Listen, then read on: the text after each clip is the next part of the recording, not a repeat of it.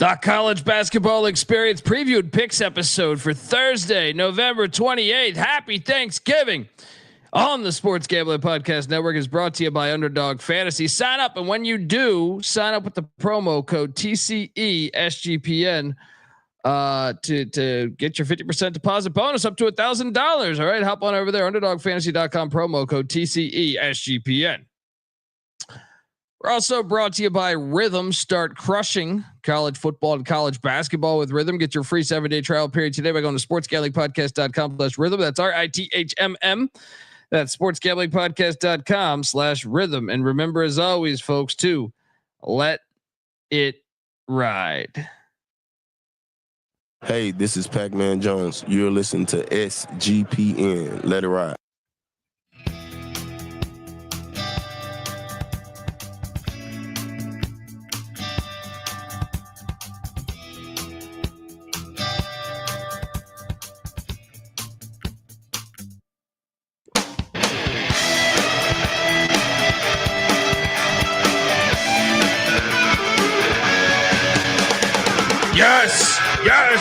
Yes.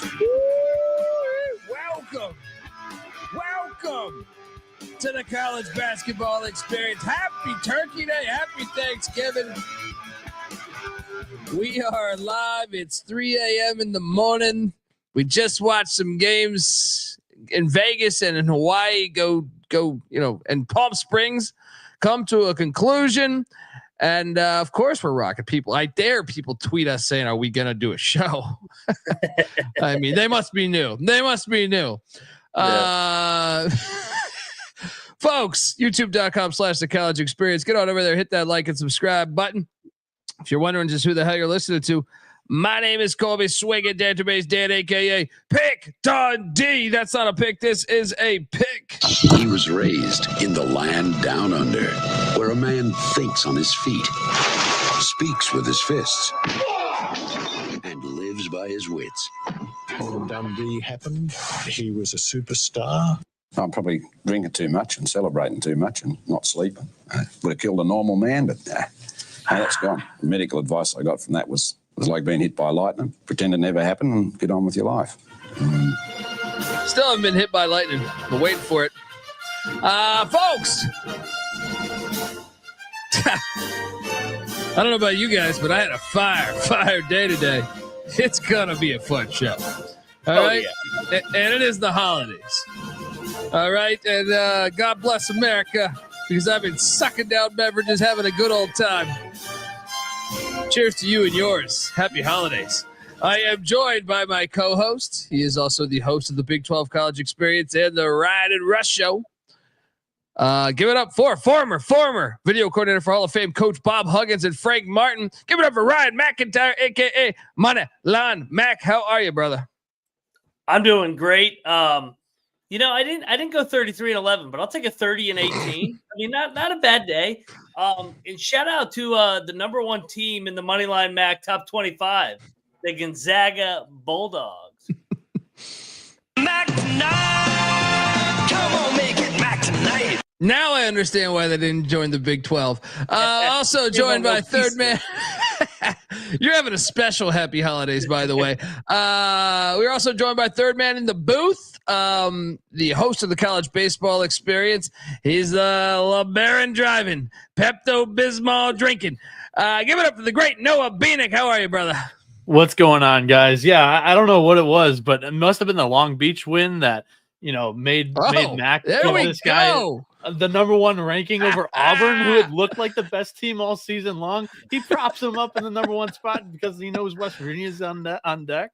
Yeah, get the fuck out of here. We all know what the Mac poll's doing over here, trying to. I need a magnifying glass. Is that a silver bullet you're working with over there? Cold activated Rocky Mountains? Is that what I see over there? Well, I had a losing day. I want to blame it on because I didn't watch many of the games or pay attention to them. I've been rocking since like 6. There we go. There we go.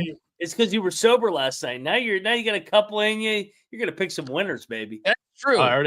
Honestly, there's he's saying that, but there's something to that. Like that. It's like they say, There's been multiple times I've read a lot about like airplane crashes, and if you're really shit-faced drunk, your chances of living are actually higher on an airplane crash if you're drunk. So because your body's relaxed, and the same can be with picking college basketball games. You know, I know that no one's done a study on it besides me, but I believe that to be accurate. Glad to have us all here, and glad we're all happy. Happy Thanksgiving, guys, because we just killed it today. I mean, I know, Bieniek, don't worry about that because you're Wolverines. Me and Mac got your Wolverines for you, buddy. Don't worry. I was 500, but my money line play cost me to go under a little bit. Rutgers, they competed pretty well against Alabama. We'll talk about it, but yeah. I was 20-10 ATS, and that's not including. That's ATS. It's not including. I had as many bets as you had losses. fire Dayton Flyer performance and a little Tennessee Tech money line play. So life is good. Let's jump into it. But before we do that, I want to let you know that the college basketball experience, I almost said college football experience, college basketball experience is brought to you by us, SG. And, we are part of the Sports Galley Podcast Network. And in honor of Thanksgiving, we're running a massive merch sale Thursday through Sunday, 25% off everything with the promo code Black Friday. That's right, 20% off everything, including this Fire Pick Dundee t-shirt. There we go. Yeah. I mean, get on over there. There's a bunch of other great stuff too. We even got jigsaw puzzles. Who doesn't love a good jigsaw puzzle? When's the last time you did a jigsaw puzzle, Bieniek? Years. Yeah. Yeah. I made a mistake of during COVID of buying a gigantic jigsaw puzzle. You ever try to do one that's like a couple $100? Nope. Oh my God. Let me tell you. I still have it because I can't throw away a couple $100 jigsaw puzzle. But if you buy one with 1 trillion pieces, it's hard. And I like to think I can be a patient guy at times, but not. Still working on that puzzle. It's on my bucket list before I die. Yeah, get on over there. Get yourself a SGP jigsaw puzzle. I promise you, it's a lot easier to do than the jigsaw puzzle I got during COVID. Yeah. Promo code SGPN. Let's go. Or no, promo code Black Friday. Promo code Black Friday. I've been having cocktails over here. Happy Thanksgiving. Let's recap because game one. Game one was the likes of. Oh, Colby, before you jump into this, shout out to everybody that's already been in here. We set up the stream early today. Rob saying for Noah's beer fun. Mookie for Life 22 says Feast Week has been good. Keep up the great work. We appreciate it, Mookie. And then Michael Proiletti says Turkey Day might just take Colby's picks. And then he also had another $10. So we appreciate it, everybody jumping in early and doing that. Oh, fantastic. Really appreciate that. We've had a fire day. And it started with the likes of, we just started the day on fire. UMBC, they're not putting up with this Morgan State bullshit. 69. We cash Retrievers. Those Chesapeake Bay Retrievers, they're different than the other Retrievers. They're different. Ask Tony Bennett. Mac, how easy was this play, and why are we genius again? UMBC, baby. Do it for the kids. That place is rocking. Never really in doubt. And Morgan State's been playing so many road games, so easy. Very easy. Bieniek, you sided with us, even though I don't think you pulled the trigger, did you? No, I did not. But yeah, that was a breeze. Was not awake for that.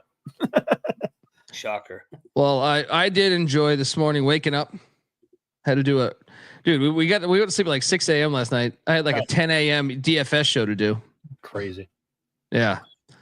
This East Coast thing. Not a big fan. Welcome. I'd spent a lot of time here, but I guess I wasn't holding everything down at the same time. But I did see the good amount of shit talk going on with, certain people, few DMs, but more importantly, the one on YouTube. We appreciate those DMs. Oh, I love shit talk. I'll be honest. It gives us content. If someone's not calling me a fucking idiot, I am not happy with life. But we got laughed at, Mac, for I forget the guy's handle, but he said Jackass 69. Yeah. He said I turned these clowns off right after they picked Louisville to beat Indiana. Oh my God, we handicapped that to a T. Hopefully he's having a wonderful night because this was no sweat. I was doing the DFS show. I didn't need to focus. This was easing on in like Ric Flair. This was a 40-point game. Dude, this was ridiculous. Wow. Absolutely ridiculous. I enjoy the shit talk. And that guy, look, I get it if he's an Indiana fan.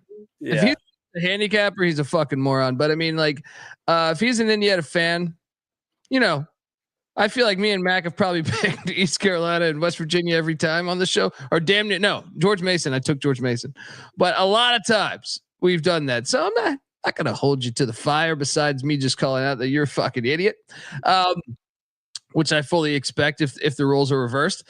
But dude, Mike Woodson. Joke. This was pathetic. You go out and get that roster, and I mean, they even dressed it up a little bit. This was just, what the fuck's this guy doing, man? How are you going to invest that much in your personnel? There was your coach. There was an 18-0 run in the middle of the second half. This was nuts. They're like throwing alley oops. It was like a fucking rec league game. I felt like I was like, what's going on here? I just don't know why you invest that much NIL into something where you have such a question. And I don't understand. I guess the thing was like, you couldn't fire him because they were somewhat successful, but you're Indiana. Yeah. I think it's, they want Woodson to be the guy because he's one of their own. He played for Bob Knight, but it's just not going to happen. Yeah. They suck. I mean, to get embarrassed by Louisville in what, game 5? Yeah. It wasn't like they got undressed by like Gonzaga, Kansas, or like whoever, like a top 5 team, Auburn. They got killed by Louisville. And just to invest that much money, get the fuck out of here. They're a dumpster fire. They're not going to the tournament. Yeah, I appreciate Max's entitlement. Yeah, I appreciate Max's. We'll see if they make the tournament. They might be able to make the tournament, but they're just not good. Max saying, ironically, Mike Woodson is the best shooter on the team. That's good. That's why. That's why he doesn't keep good shooters around. He wants to feel like he still got it. But guys, there were very few other programs that may have spent more NIL money in the offseason than Indiana. Louisville's one of them that came pretty close to Indiana's haul. Let's talk about Louisville for a quick second here, because Chucky Hepburn had a great game. I attribute this to, Indiana, Big Ten school, going out there and just running shit like old time's sake. But defensively, he seemed like he did pretty well tonight too. Yeah, I mean, those Indiana boys, maybe it's just the first time they hit the beach. You know what I mean? Oh shit, they went down there like this Bahamas thing. What the fuck are we doing in Bloomington? I think Louisville's a Final Four contender. Noah, what do you think? Not quite. I think I should put them in my top 5 of the Moneyline Mac top 25. Who they got next? I got to look at the schedule. Yeah, this propaganda shit out of here. They're unbeatable. Nobody can beat them right now. Yeah. Well, look, I hope the fire department was called on Pick Dundee. I'm pretty sure. I haven't checked, but it probably was, because you cowards didn't want to lock up Detroit with me, and I did, right? And they only lose by 6, and the hospital. I just didn't. The hospital is sitting there. All right, bring it back to life. Let's go. Mac, when are you going to start jumping? When are you going to start at least visiting the hospital, checking in on the family? You know what I mean? At least bring in some maybe not flowers, but chocolates, some shit. You know what I mean? A flask of whiskey maybe for Pops who's in there. Who's like, hasn't had a taste in a little bit. I think maybe I had one too many visits last year, so maybe I need to revisit. Yeah, I mean they covered. They looked better. I will say, how about Rhode Island being 6-0? I know they didn't look good today, but they're 6-0. It's true. 6-0, 6-0, and the football team's hosting a playoff game this week. Rhode Island, the year of Rhode Island. Well, after that, we continue to heat up because, I don't know what you got the number at, but this hit for me because the Colonels of Eastern Kentucky by a half a point got it done against La Tech, 78-69. What'd you get this at? 9.5. Oh yeah. It's perfect, man. It's perfect. Couldn't be stopped. My only regret. Eric too. He hit 660, 650 and a 10-1 parlay today. Hell of a day. Oh yeah. There we go. And I my only regret is not betting Sela. I thought I was going to, and I don't know what happened. They won 76-60 over this North Dakota squad. And then the sweat was intense, but we cash on UTSA -1.5 as they win by 2. Meet, motherfuckers. Meet. I mean, was this a triple lock? I think this was a triple lock, right? We stole this game. I know, dude. This one, you knew the day, you knew like I just knew the day was in good hands. You know what I mean? Sitting there, walking down the street saying hello to strangers. How are you today, good sir? Happy thanks. I know it's not Thanksgiving, but happy Thanksgiving. All right. How about this guy? Do you fools pick any teams just because you like them or hate them? It seems that way. Well, it's typically what you do when you bet on sports. I don't even know. No. I don't like to pick teams. We just lean. We got Merrimack's the best 1-6 team in the country, by the way. Or 1-7. Yeah. Yeah.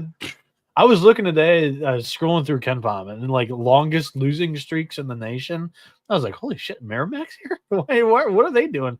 And I went through and like that schedule is loaded. I can't wait to start playing them even more than I already was. I went really heavy on this next game, and it was an easy one. Charleston, 79, Northern Kentucky, the Norse. Bring back your football program. 64. This was just a great spot. You knew the place would be packed. Yep. Easy money.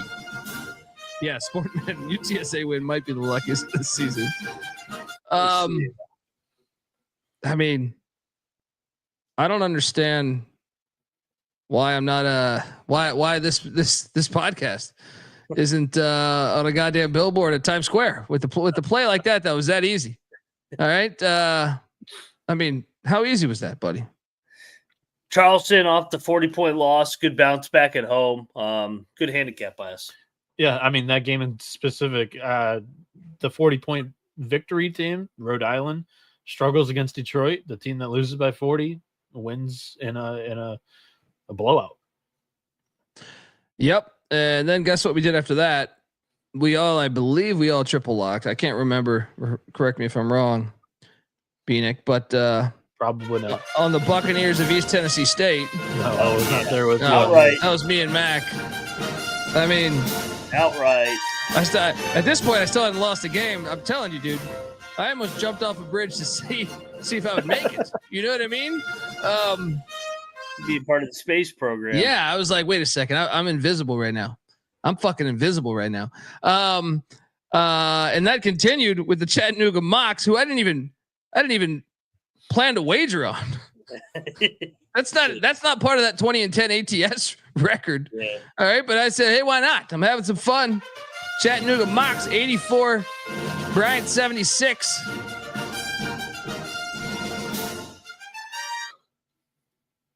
And then we ate shit with Baylor. But it was right there. It was close. It was close. This is bullshit. They were 40. I know. See, I'm saying if this one didn't hit, but the UTSA one hit, let's call it a wash. One of our New Orleans. one of our better plays. We even said, I believe, sprinkle the money line. And I'm disappointed. That was actually. Sorry, Colby, to interrupt you again. That was actually a triple lock that didn't get blown out. So kudos to us. We lost in close fashion this time. Yeah, I feel like we were still on the right side, but that sucks. I believe, and I'd have to check the tape, but I believe I said sprinkle the money line on this game last night. But the only problem is, I didn't. I didn't. I'm upset that I didn't bet the money line. I just bet the points. Western Michigan 73, Youngstown 62. We were all over this, but this line was ridiculous. Buckham Broncos, let's go. Kalamazoo, Bieniek. I'm looking at property. All right. Yeah, I mean, so opened up like 10-1. Couldn't. Ridiculous. And the Baylor one should have hit, so I just felt like I was invisible. It's invisible, man. Like, just some days you wake up and it's just. You haven't even gotten to our best play yet. Oh yeah, I know. The handicap that you're about, like the one you're about to talk about, that was the best handicap of the year, in my opinion. And that is you're referring to our Blue Hose getting blown out by 15 to Tennessee Tech. I did ride this on the money line. Yeah, I did take the points to back myself up. Let's go. Where the hell is Tennessee Tech located again? I forget. GBO Farms. Cheers to you. Yeah, Cookville. Goddamn it, love that town. Never been there a second of my life, but I love that town. The good people of Cookville. All right, I've been to the Hampton Inn there. There we go. I mean, you can continue to brag about us here on this play here, Mac. I mean, they were up by I think 30 in this game. This literally was the ideal. All right, this team is way overvalued. They just won a 3 straight tournament or over the weekend, 3 straight tournament games as an underdog. Now they're going on the road as a favorite. Like, come on, that's fade. And they almost lost by 30. Great handicap. Oh yeah. Shout out to Michael giving us $10 again. 12. He was 12-5 yesterday. Oh yeah. Thanksgiving, guys. Tennessee Tech. Let's go. Did eat shit here though, and I think I'm done picking this team. Stony Brook lost by 23. They suck. And I did sprinkle the money line on this one, so I ate double the shit in this one. How the hell do you get beat by Brown that bad? I don't understand. That human being and fish cannot coexist. Mac, what happened here? They kind of just get blown out recently. I don't know what's going on with Stony Brook. I know they're super young with Geno Ford, but still, I mean, come on, it's Brown. Yeah. I mean, come on, it's Brown. It's the Brown guys. Come on. Stony Brook grabbed it. Yeah. Stony Brook only had really 2 guys in the offense today. Everybody else really didn't help out on that side of the floor. How do you donate? Says Michael. How do I pronounce it? Is that Michael? Is that a Mike? Is that Michael? Michael. Yeah, I think there's like a thing on the bottom right screen or something. I could be wrong though. You don't feel the need like you have to. Yeah. We've never asked for that, but it's true. It's just from the goodness of your heart, if you want to, but if not, it's all good. You can send me a turkey sandwich. I'd appreciate that. It all goes to the Vegas trip at the end of the season. It's true. We tried to get Noah a prostitute last year, and we got a couple. It was a tag team, but more on that as we get closer to March. More developments as we get. This time it's going to go into that Westgate room that Colby wants. Yeah, that's what I'm saying. We're going to bring you a whole team of prostitutes, buddy. It's going to be fantastic. Tulsa. You know what? I added this to the card. Decided to bet this Tulsa -2. They fucking Tulsa, you losers. How the hell do you beat the hospital that bad and then turn around and Georgia State beat you? You fucking bums. I didn't lock this on the show. This is a circle. This is a honesty podcast here. Circle of truth. We must have been seeing eye to eye because we're like, well, I was on fire. I was like, I can't pick any game wrong. Give me the Tulsa Golden Hurricane. Then I watched them and I'm like, you fucking losers. This is when you go, all right, I need to call the number if I bet on this team again. You fucking suck. How do you lose to Georgia State? You're absolutely right. Yeah. I mean, come on. They're a fucking joke. I can't take them serious. And then I didn't bet this game, but I watched it and it was awesome. West Virginia 86, Gonzaga 78. Morgantown, you'll always be home sweet home to me. Good old Morgantown, WP. This is the biggest win in 2 years, right? I mean, probably. I mean, the Kansas win last year was nice, stormed the court, but this year, I mean, it's the first big win for DeVries and really gets people to buy in. They came to play. I mean, it wasn't a fluke that they won the game. I know they had a crazy comeback in the last 30 seconds, but they went toe to toe for 40 minutes, had a 6-point lead at the end of the second half before Gonzaga came back. I thought Javon Small was really good. I thought DeVries, Tucker made some big plays. Hansberry, Harris, just a great win for the culture. Huge win. And what DeVries is trying to build. And if you're a top tier Big 12 team, you're looking around and going, West Virginia beats Gonzaga, Colorado beats UConn.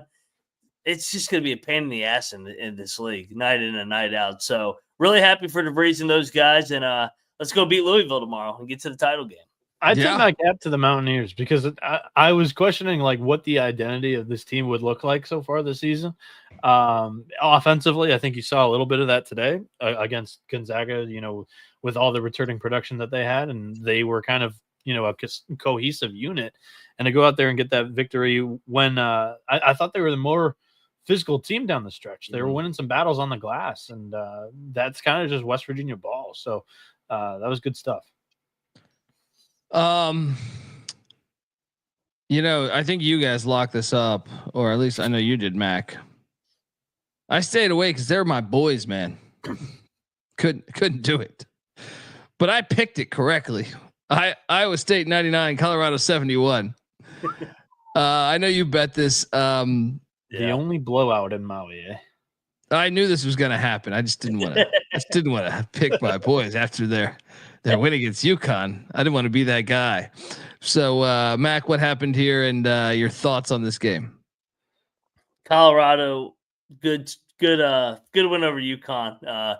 Came back down, crashed into reality. Iowa State just completely choked them out, and they're probably thinking Colorado's like, what the fuck? How did we draw Iowa State twice in Big 12 play, and we had to play them in Maui? What is this bullshit schedule? Yeah, you're probably accurate there. Yeah. Bieniek, did you bet this to the Buffs? No, I did not play this because I wasn't sure what kind of momentum that Colorado may have been building, and also Iowa State in back-to-back wars. So I kind of stayed away. But very impressive from Iowa State as the guard quartet looks really good so far this season for the Cyclones. Yeah. Appreciate the $5, Michael. Just want to say y'all made me money early morning and late games, Mac. I'm that dude in NYC. There we go. Oh yeah. Love New York City. Discord. Everybody get in the Discord. Yeah, hop on over there. Jump in the Discord. You can get there from sportsgamblingpodcast.com. So I did eat shit here. I decided to bet my boys Bethune-Cookman. I hate this. Last night I couldn't bet them. They hit, or 2 nights ago I guess it was. Last night I go to bet them, or this morning I go to bet them. They lose. Gardner Webb whacks them by 15. Circle of trust play here. You wouldn't have known because I don't believe we had a spread on this last night, but I did bet this and I lost my ass on this one. It's okay. We'll get through it. Reggie Theus, the hell's going on? Mac, You your saw thoughts? the logo. You saw the logo pop up. You're like, I'm a Bethune guy, man. Bethune Cookman. All right, let's go. Look. Ed Reed wants to call me. I'll go clean up fucking garbage there too. All right. Or if Reggie Theus wants to call me. West Georgia, North Dakota State. Glad I didn't bet this. I thought about betting this. They were getting, I think, 8.5. They did not hit as North Dakota State won by 12. Bastards. I did bet San Diego State and they lost to Oregon. Oregon 78, San Diego State 68. How about Oregon's in the title game? Yeah, how about that? Was that your pick too, Matt? You take Oregon to get there? I think you did, right? Or I don't even remember. I'm not gonna lie. I didn't bet any futures on this NIL tournament. I think I thought Oregon could be a dark horse just because of Altman. Altman just finds ways to win games in Vegas. I don't know what it is. Yeah, impressive. We should have bet Northern Illinois. We should have bet. I'm sorry. I like that a West Coast Big Ten team's actually doing business in the non-con. Thank you, Oregon, for living up to the bill. Stop it. They'll be back. They'll be back in the Pac-12 in years. We should have bet Northern Illinois, man. They only lose by 5 to Valpo. The Crusaders win. This line was ridiculous. We should have bet it. And I'm even more mad at ourselves for not betting NJIT. They got off the schneid 78-69 against Morehead State. I know it. Damn it. Come on, Morehead. Are you serious? We were one game off on I was one game off on NJIT. One game off. We also ate shit with UT Martin. We both, I think, double locked that. They only scored 35 points. That was bullshit. Dude. That was such a bullshit ass cover by Tennessee. Them and Auburn do this bullshit where they press whoever they're buying in the last 4 minutes of the game to cover. Fuck both of them. They're rigging the numbers. I was on Tennessee for a reason there. I didn't think that they were going to hold you. I didn't think they were going to hold Martin to 35 points. But, yeah, Vols. We cashed, and I cashed pretty heavy on this one because I just thought it was impossible after he caught out his team. Frank. Yeah. UMass 62, Harvard 54.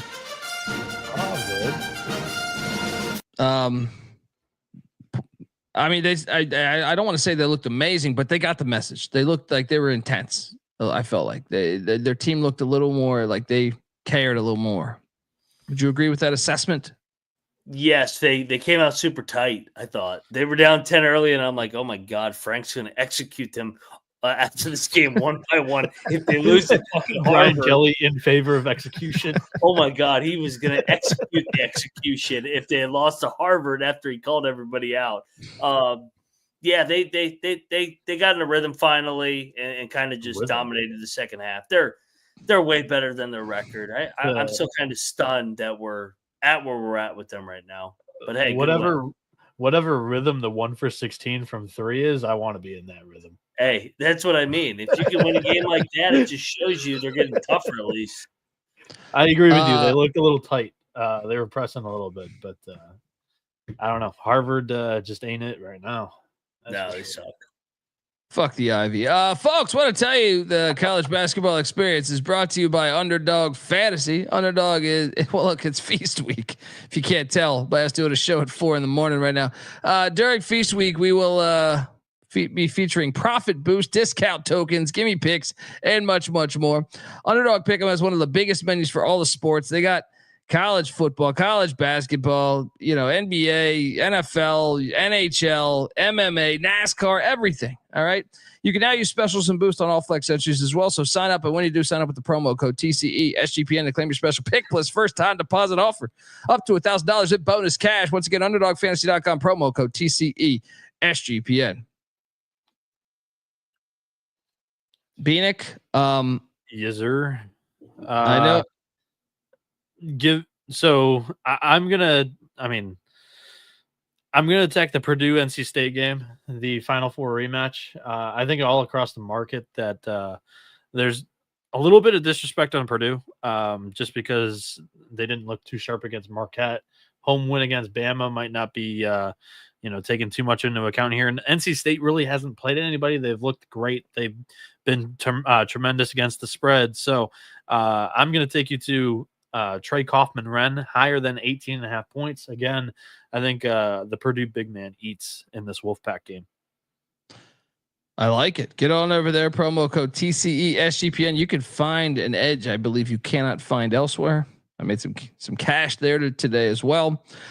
Noah, I'm going to keep you here on this one though, man. I know you locked up Sam Houston. App State beats them 66-63 in Wilmington. I didn't bet this. Oh no, did you? Oh, okay. No, I thought you like Sam Houston, right? Yeah, I picked Sam Houston here. I think we all picked Sam Houston. I think we all picked Sam Houston. Okay. I spent a little bit more time on the handicap. I guess I asked you whether App State would have the building here. But that's an impressive win from App State because mainly the reason why I took Sam Houston there was their returning production compared to App State's, and they just could not run any successful offensive action at all. App State pretty solid once again on that defensive side of the ball there. I thought this was a good game. Yeah. Sorry, I thought you locked it up. I guess I just I don't know what the fuck I'm talking about. But I know this. Mac locked up Sac State and he sprinkled the money line. I picked Sac State. They got it done 63-61 against those Air Force Falcons. I want that pilot. It's a matter of national security. Let's go. My boys. Nice play there. And then dude, I thought this, if I'm being honest here, I did play the money line too. And I felt good about the money line. I felt so good about the money line because this team had a halftime lead by 2 points. And I thought they looked better in that first half. I ate shit on the money line, but the points came in to cover. Canisius loses by 8 to Robert Morris. God, man, I thought this was the one. I thought it was the one. Yeah. More on that in the coming weeks. Coming week, probably. We both double locked that. And well, of course, the one time I don't take the dog against Maryland, Bucknell covers. I should have bet that. I mean, I picked Bucknell correctly, but I should have bet that because I thought that line was insane. Sure, they covered by a half point, but if you played it, they would have lost by 75. Yeah. Well, that definitely happened to me prior. UT Arlington 68, Austin P 58. Picked that one correctly. Didn't bet it. And then let's talk about this one because I did add this to the card. I don't remember if I locked it up on this show last night, but I bet it today. Oklahoma 79, Providence 77. Son of a bitch! I gave. So, I had 2.5 here. Man. Bryce Hopkins never even checked in. Dude, if you had Oklahoma, this was like the worst beat of the year. Did you see how this fucking went down? Yes. They make the 2 free throws and they have 6 guys on the floor. They get attacked. So Providence gets 2 free throws, makes both free throws, and then they shoot one from half court, game over. Oh my God. If you had Oklahoma, you got fucked. They had a 7-point lead with like 45 seconds left. Oklahoma was the right side in this game. I thought both of the new additions in the backcourt that Porter Moser got at the kind of last minute of Kobe Elvis and Jeremiah Fears played very, very good tonight. Very good.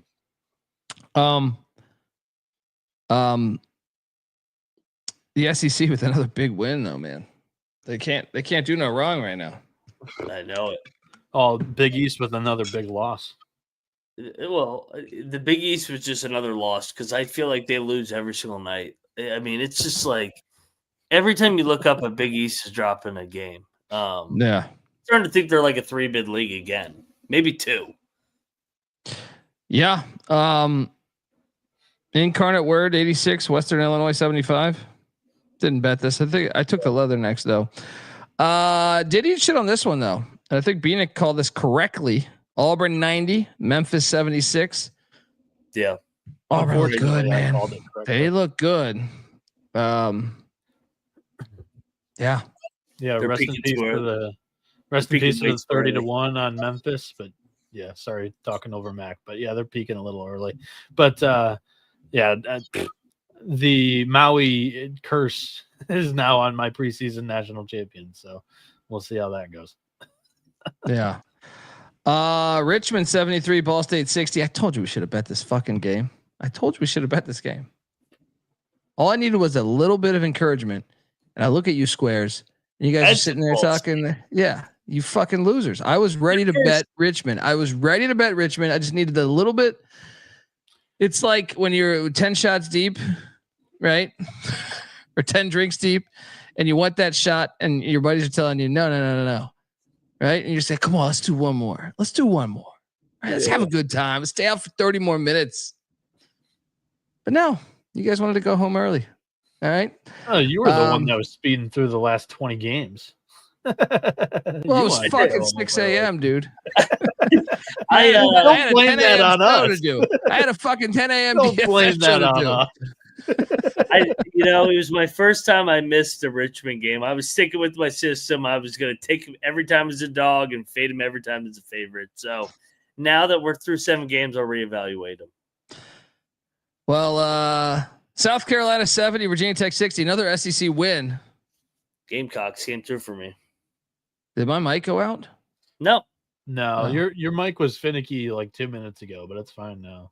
I was on the Gamecocks. You guys said I was biased against the Cox. I took the Cox back-to-back games. That was last year, right? When I was riding Lamont Paris. They were such a phony last year. Then they got drilled by Oregon in the first round. Virginia Tech's basketball program right now is down in the dumps. People can't hear me right now, apparently. Rough year. I can hear you, for what it's worth. Can you hear me right now? Yeah, I can hear you fine. Oh, fucking Donaldson. Fuck's going on here? Lamont Paris is getting a Christmas card from me, just so you know. Chad hears you. I don't know what's going on with Donaldson set up over here. Iowa Wi-Fi bad. Yeah. What's worse, Iowa's offense in football or their Wi-Fi? Their offense last year their team was better last year with that old offense. I think, dude, hear me out on this. There's something to Wi-Fi is worse. Me and Patty C have diagnosed this for years. I actually told Mike Leach this. He disagreed with me, but I believe if you bring in a pass, they brought in Tim Lester, who runs like high tempo stuff. Western Michigan. About this with Wisconsin too. Throw Wisconsin in this mix. Yes. Well, I believe that when you practice against it every day, it actually makes your defense way worse because you I know their defense is still good, but it's like they have great players defensively. If you no one can hear me, dude. What the fuck's happening here? It's Rob. We've gotten 2 comments that they can't hear you, but we've gotten 5 that they can. Okay, I think they're fucking with they're trolling me. Yeah, that works. Could give a shit. But they are trolling. Just wanted to make sure. If not, I don't give a fuck. We can end the show right now and go to sleep. But anyway, I truly believe there's something to practicing against that every time. You know what I mean? So, but dude, even my video is slow right now. It's fucking slow. I love this because even Colby's second guessing this. No, my video on my side that I'm seeing. I don't know if you guys are seeing this. My video is really slow. Technology really fucks with the college experience. My Wi-Fi's ass. Mac's in a neutral location, and Colby's don't get me started. Don't get me started about North Carolina internet. No.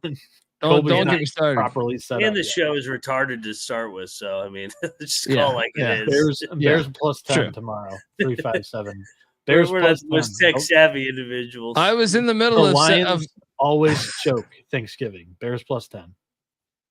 Fuck the Lions. He'd comment and he'd super chat $5 and ask for my opinion. No. You give your opinion, but I'm just saying fuck the Lions. All right. Bitch ass team. All right. And they have been since 76 when they went to that bullshit Pontiac Silverdome. Outside too. All right. I sent you 3 screenshots of the last 3 games at Lambeau. We won all 3 of them. Yeah, you and your Packer shit. NFL hasn't been relevant in fucking 10 years. All right. I agree. He's fucking chirping. It's finally becoming relevant for me. Fucking Now. Packers have owned the Lions for like 40 years. He wins 3 games and now he says they own them. What the fuck are we talking about again? I was making a great point. You guys fucked me up with this. My mic's out. All right. Here. Chat's on an absolute roll. They are loving this 4 a.m. show. Well, I don't get the brain bang. Yeah, hey, the but Redskins you're are coming counting down back. 7. We have the logo, but now we're gonna do the logo, which I'm all in favor for. I still want I would love the people to explain to me how we canceled a logo made by the only logo made in the history by a Native American. These people are so fucking stupid. I mean, it's really unbelievable. It's really unbelievable. One's still there, but in NFL history, yeah. There's only one logo ever made by a Native American, which co-signed is the Blackhawks one. Yeah, that one's racist. And that's the racist one. What a world we live in. One too. What a world we live in. Right. Hey. I said this from the start. We're being racist against Indians by getting rid of anything relevant with Indians. Yes, we fucked them over historically, but we should honor their history by having more opinion. We should honor that to remind us that this did happen and we should help them. It's the fucking most hilarious thing that we just said, hey, let's get rid of let's hit delete on everything. Let's hit delete. I can't believe that the masses actually went for that too. Oh yeah. Oh, we can't do this. Unbelievable. What a world. Let's just pretend like the last 4 years didn't happen. We'd all be better for it. Because that's 4 years. Fuck. I'll take it back.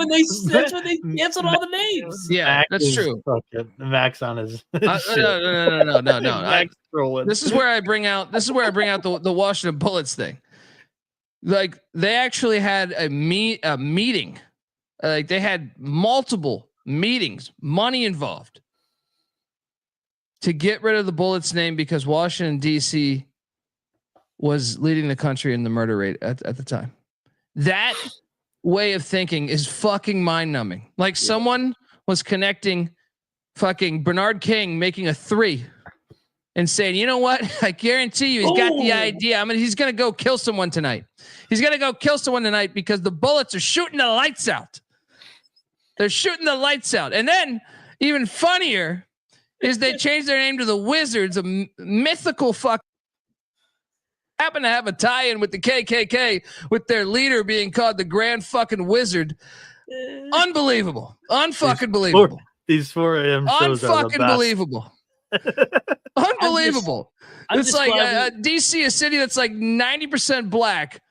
The team is called the Wizards. Stupid fucking world. What a stupid fucking world we live in.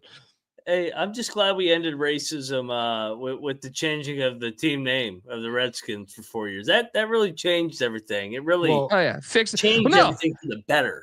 That was the worst about the NFL. They just put end racism in the end zone. And meanwhile, every goddamn owner's racist as fuck. Oh yeah, this is how we do it, huh? And so dumb. It's just it's just absolutely classic. It's just who scores a touchdown and says that, you know what? I've solved racism. It's been an age-old problem since the fucking beginning of time. But goddamn it, you know what I mean? Aaron Rodgers threw that touchdown. He ended racism. Roger Goodell, he ended racism. He found the cure. Put it in the fucking end zone. Put it in the back of the end zone. All right? Where no one can read it, by the way, unless you're watching TV. Right? Just so stupid. Just we're the dumbest. When I really think about it, we're regressing, I think, in actual our thought process. So all right. We've got 20 games to recap, 20 games to pick. Fuck you. No. Fucking beating's part of the problem. This guy, go have another Coors Light with your cold activated fucking mountaintops, you piece of shit. All right. Very cool. You. He's had that in the fridge for fucking 6 years. So one day when I'm having a tough day, I'm gonna surprise the guys on the college experience, and it's twist off. All right, it's twist off for safety reasons. All right. Unbelievable. Get this can bullshit out of here. What are we talking about here? It is so stupid. So stupid. Yeah, Virginia Tech sucks. They're terrible. Tulane 66, Belmont. I did bet this, by the way. I bet this. Belmont 89, Tulane 66. Tulane's fucking horrible. All right, horrible. They're horrible. He gotta go. This is great. I love L. Ron Hunter. Yeah. I love L. Ron Hunter. What's Max that? in his first live show, he always goes in, checks the YouTube chapters. He's like, why did they break down Sela for 30 minutes? Nope, it's just scattered ass moment resolving racism. Typical, right? Revolving racism. We're solving shit here. All right, we're solving shit here. The whole world needs to have this goddamn conversation. They got it all backwards. I make way more sense than any of their shit that they're talking about. Please, Roger Goodell, call 1-800-PICK-DUNDEE. And Jim Ursley, next time you next time you want to get on your high horse and you got to bury your mistress after that OD, you could call 1-800-PICK-DUNDEE. I might pick up if the price is right. All right. Yeah, no, we break down how Sela can win the battle on the glass and end racism. It's a nice. Yeah. And then Nichols, how in the trenches they look like Nazis. Yeah. These NFL owners, let me tell you, these NFL owners, they would never be racist. Never. I never saw Jerry Jones picketing outside of the Montgomery, Alabama, or whatever the fuck it was, right? Hey, he was Robert E. Lee's assistant. Let's not lie to ourselves. Yeah, these NFL owners with such, they knew the whole time. All they had to do was put it in the fucking end zone. It's just insulting. It's just so dumb. It's so bad. I hit on Texas A&M barely. Texas A&M 77. This is a battle. I battled you. Yeah.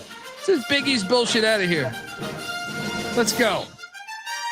Creighton had the lead with 1 minute left. Yeah, I got fortunate here. I got a little fortunate here. I was like, you sounded like you dominated. I was like, Creighton had the lead. Yellow wasn't covering. Ashford's played. Yeah. Look, A&M's been a disappointment, even with the win. Even with the win, I'm a little disappointed by them. So, we also cashed on South Dakota. I don't think many other platforms are giving away Coyotes plays. Could be wrong. Double lock. Missouri only won by 20 against Lindenwood. Glad I didn't bet that because I would have lost. Villanova drilled the moving company Ryder. Glad I didn't bet that because I would have lost. Colgate took down Wilmington. Glad I didn't bet that because I would have lost. And I did lose on Cincinnati against Bama State. You stayed out of this one, didn't you? Yeah. I was like, maybe Cincinnati won't finally cover. And I guess they didn't. Yeah. I was on that side too. Like it was a little bit of sandwich spot because they've got somebody next. I can't remember who it was on the handicap last night. I thought this was going to hit on the money line, and I was going to be mad at myself for not taking the money line. But we double locked, or actually, I think we triple locked the Milwaukee Panthers. Bart Lundy, yes, covering. Sir. Let's go. Yep.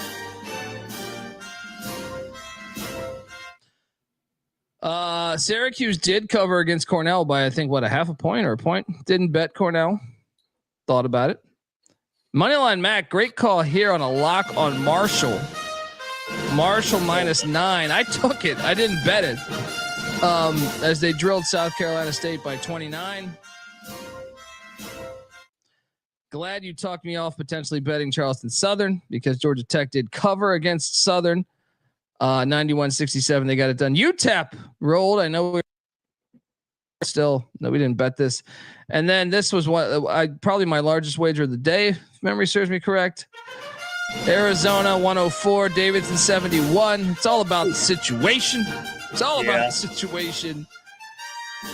Cash that one. We should talk about this for a second. Yeah.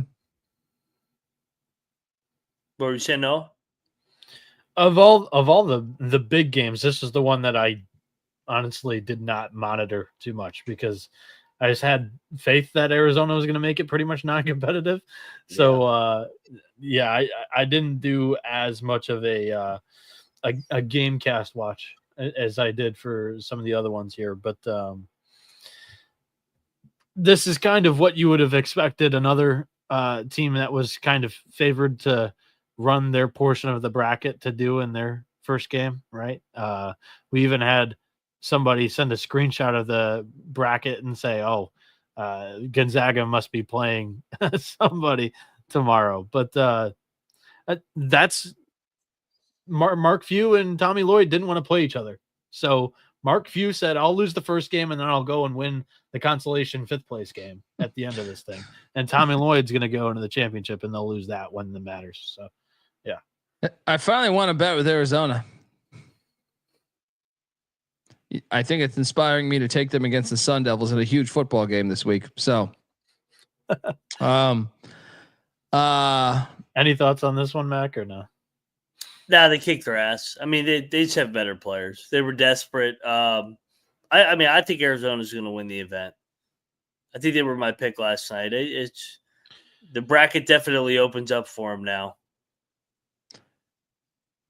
Yeah, I would say that's a nice fortunate break, but yeah, it opens up really nice for them. I should have bet this. I could have been talked into it last night. We thought it stunk, but Samford did cover against Utah Valley. Northern Arizona did not cover against Houston Christian. St. Louis did not cover against Lowell. We didn't bet any of these. Little Rock, I think covered against Maryland. Yeah, they covered against Eastern Shore by 0.5 point. And then we double locked, me and Mac, specifically me and Mac. Once again, specifically me and Mac double locked Michigan against the Xavier Musketeers in this filth, this complete, shithole known as the Big East. They drilled them by 5. What was it? 25. Yeah. Noah, not too shabby. The floor is yours, brother. I mean, we actually didn't have too many turnovers today. We only had 10, and like 4 or 5 of them happened in a 3-minute stretch. It's just this team decides to actually take a little bit of care of the ball, and this is what happens when you don't give away those types of possessions, especially early in the game. This thing was kind of getting out of hand the first 10 minutes. They were up by 15 and never really looked back. Danny Wolf was on absolute fire tonight. I think he had close to a double-double in the first half. Money from 3, hit 3 of them in the first 5 minutes of this game. And that was Vlad Golden's best game in maize and blue. So that was the big question about this Michigan team, is whether or not those two would be able to operate on the floor at the same time. And tonight was a good example of this can be the case, because defensively they definitely met the test. Xavier could not really create anything in the half court. So really loved this.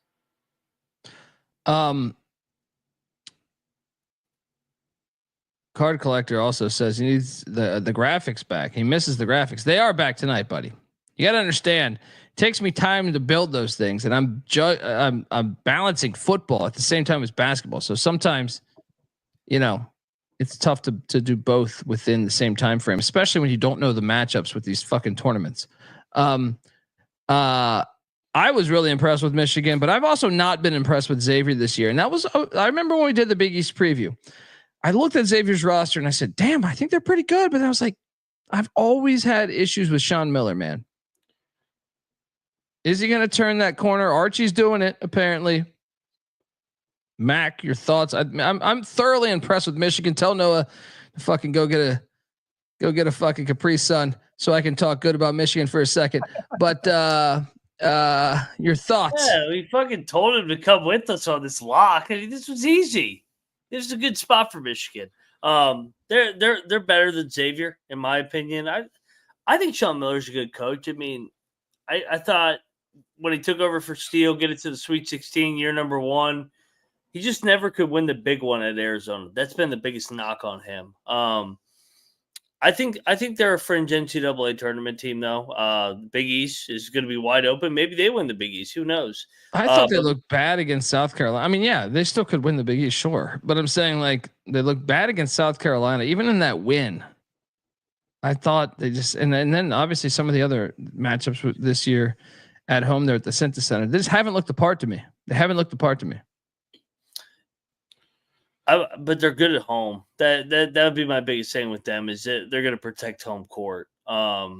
Michigan should be an NCAA tournament team, though, Noah, for sure. Hopefully, cross my They look fingers. really good. I think they're far top half Big exceeding. Ten. They're far exceeding my expectations. How about Loyola Marymount getting Sundance Wicks 73-70? I agree with this, Max. That Hell of a gym game. was way too dark. Whatever D2 or junior college gym that was brutal. Oh, the Fort Myers? They play there every year. There's no windows in that thing, and the lighting's brutal. It's just spotlights. All there's 2 rows of them. He I wins like the the difference. he wins the tournament for the first time since Fab 5, and now he's We trying took to over that place too, by the way. Reinvent That was the gym. amazing blue crowd. That was sick. Stonehill got drilled by Marquette by 35 points. The graveyard is the graveyard. That's the one team that I guess has looked the part. Folks, I want to tell you that the college basketball experience is brought to you by MyBookie.ag. MyBookie's been running on SGPN for years. A lot of you people might not know this, but during COVID, we were with MyBookie.ag. We had no sports, and it ripped away our March Madness, which we just felt so hurt. We were supposed to do a show live from Caesars, and yeah. So guess what? MyBookie.ag. Just to give you a backstory, this is not a part of the ad read. This is me riffing, so to speak. We created virtual gambling on sport. We did a thing called DGen Madness, and we had the exact bracket that was projected. Well, I guess it wasn't projected at the time, but we basically tried our best to do what they would project. And then we had called MyBookie.ag, who was our sponsor, and said, we would like to do this. We got to keep sport going. There's no sport going on in the country. We're betting on fucking marble races, which are fun. But what do we got to do to get this thing going? We want to run these sims, and we're going to broadcast this. Me and the Sports Gambling Podcast guy broadcast these games, computer versus computer, on a hack of NBA Live that was a March Madness game, because back then, because the Charles O'Bannon shit, you couldn't get, or the Ed O'Bannon shit, you couldn't get March. There was no college basketball game. So MyBookie then said, "Hey, we're down, but you got to run a simulation, 1,000 simulations on the game to create the spread." Right. So we had my buddy, shout out to Real Money Kramer, and his daughters constantly playing an Xbox simulation, right? Just the score, not actually playing the game, simulating the score 1,000 times for each matchup, and then taking the average of that to create a spread. And then we would broadcast the games with that spread. And God damn it, it was a lot of fun. And I'll be honest, when they called me to do that with this idea, I was like, this is a terrible idea. Who the hell is going to want to watch these esports? But I was naive because a lot of people tuned in. But I thought that was awesome of MyBookie to jump on board with that. And we're back with MyBookie. And yeah, check out their new and improved website. It's great on mobile. Plus props for every game, and the live dealer casino is fantastic. So what are you doing? Head over to MyBookie.ag, promo code SGPN for 100% deposit match up to $1,000. I got to give you a little $10 casino chip too, just to get your beak wet. That's MyBookie.ag, promo code SGPN. We're also brought to you by Rhythm. SGPN's proud partner. Rhythm is the #1 AI-powered sports betting platform that helps provide bettors of all levels the ability to build custom predictive betting models in seconds and get predictions for betting on money lines, spreads, totals, and props. Build your own model, or you can copy one of the top performing models from the leaderboard. You can now track the props in the Rhythm app as well. They just introduced college basketball back on November 3rd. So check out Check it out. They got college football, NFL, NBA. Rhythm has it all. Claim your free 7-day trial period today by going to sportsgamblingpodcast.com/rhythm. That's RITHMM. That's sportsgamblingpodcast.com/rhythm. All right. We are back. Mac, the chat absolutely hilariously handicapping Mac's cocktail run. They're now predicting that it was a shit and run. Mac, what were you doing during the break? The line was set at 33:50, 33 seconds, 50 milliseconds or whatever that is. And you finished at 2 minutes, 27 seconds. I went upstairs and I made sure the coffee was set to start here in about an hour and a half for everybody waking up in this house. And then got myself a cold one and took a piss, checked the phone, and that's here I am. 4:16. That's a team player. Happy Thanksgiving, everybody. Getting the coffee machine ready. That's a team player right there. I need to get a coffee machine. I made a mistake of so when you go to move, it's fucking expensive to go cross country moving. And I went bottom dollar. All right. I had never moved. When I moved to LA as a 21-year-old, I took a backpack, right? So I didn't really move then. I moved, but I didn't move shit, right? Moving back to the East Coast. I might have underestimated what a move should have done, because I paid like $3,000 to take like 25% of a truck. And then I had to make critical decisions on a lot of shit. I probably threw away like $5,000 or $10,000 worth of shit. And it was hilarious. Patty C was the beneficiary of some of it. Patty C, I like gave him a brand new house essentially, but also even that, I had some high school kids in Santa Monica High School, or maybe freshly out of high school. They saw all the shit I was throwing out, and they drive by with their car.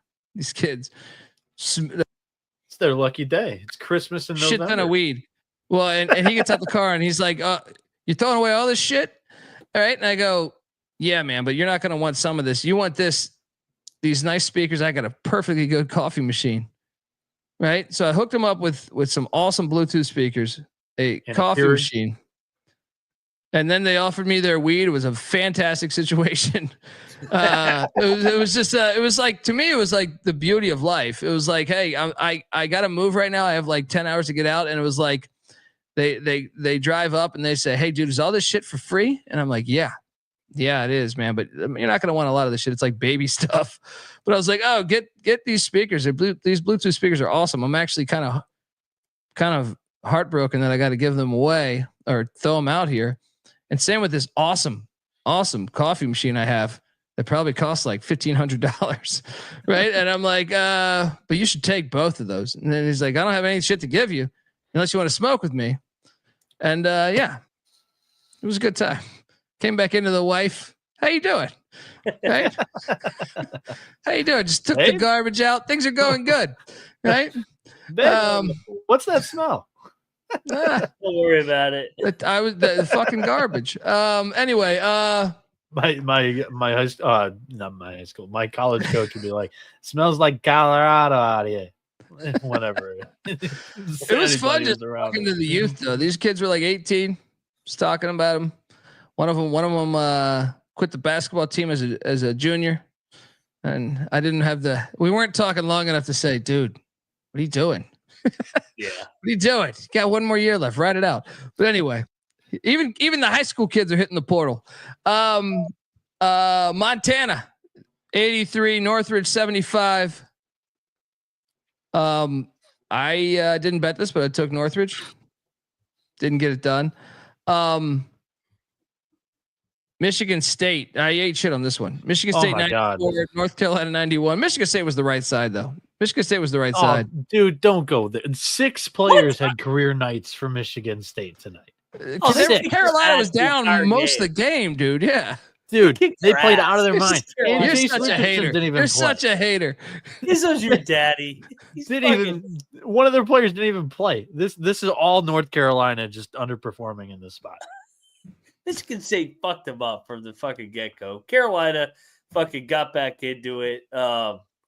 Great game. I mean, great finish. But, yeah, Michigan State was the better team. Yeah. Did they ever trail? Maybe for a couple minutes? I think early on they did. But, yeah.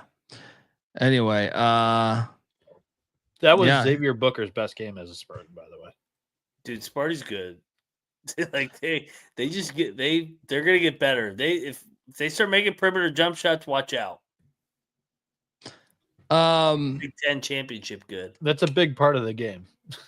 Just making jump shots. Hey, you know what? If you can win without making shots, when you make shots, you can beat anybody. And that's what happened tonight. Tip my cap, but I mean, that ain't happening at all every game. I love how he was trying to sprinkle that in. Like we didn't watch the game. Like this was a sneaky cover by Michigan State. 6 players put up career highs tonight. Like okay, but they deserve to win the fucking. Like if you bet on Carolina, like me, which I don't know if you did. Yes, I did. Okay, we deserve to lose the fucking game, dude. Like we almost stole it in a way. I feel like for a second there, I was like, oh, are we gonna come back and get this? So. Yeah, they hit a Hail Mary 3 to force overtime. Yeah. See what happens when you can shoot. Well, I mean, the team that you quote unquote can't shoot fucking punked their ass for 40 minutes and won. Punked their ass and they lose by 3 in overtime. What? Michigan State wire to wire. Let's go. Get the fuck out of here. 3 in overtime. How's he spinning this? Good God. Good God. You're on You should work for a fucking news outlets with this fucking spin. I watched this whole game with money on North Carolina, and Michigan State was by far the better team the entire fucking game. Yeah. Pass. Sell that performance.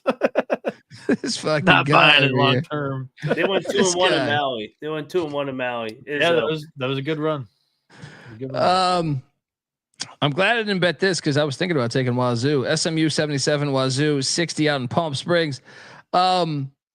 We did cash on this though. Rutgers, covered. Bama wins 95-90 against Rutgers. Good God, a lot of scoring here. It's not a Steve Peichel box score.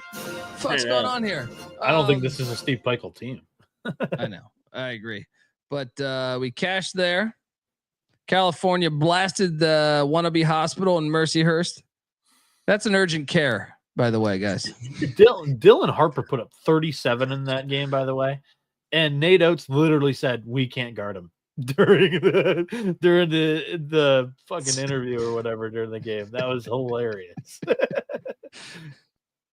Well, I don't get brain man cold, but they're counting down 7-6-5.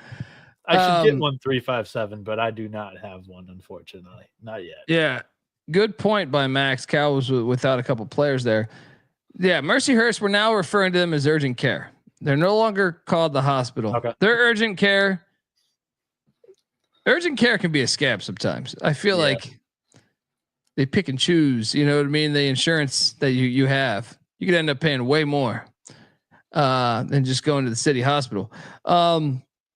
Pacific 93, Pine Bluff 71. Damn it. We should have put out an APB on the Golden Lions because damn it, they cover. We had a feeling about this. You bet this? I did. I was like, come on, 17. Yeah, there we go. The Juice says Ron Harper was my favorite Clipper. Michael Cage all day. Do you remember Michael Cage's hair?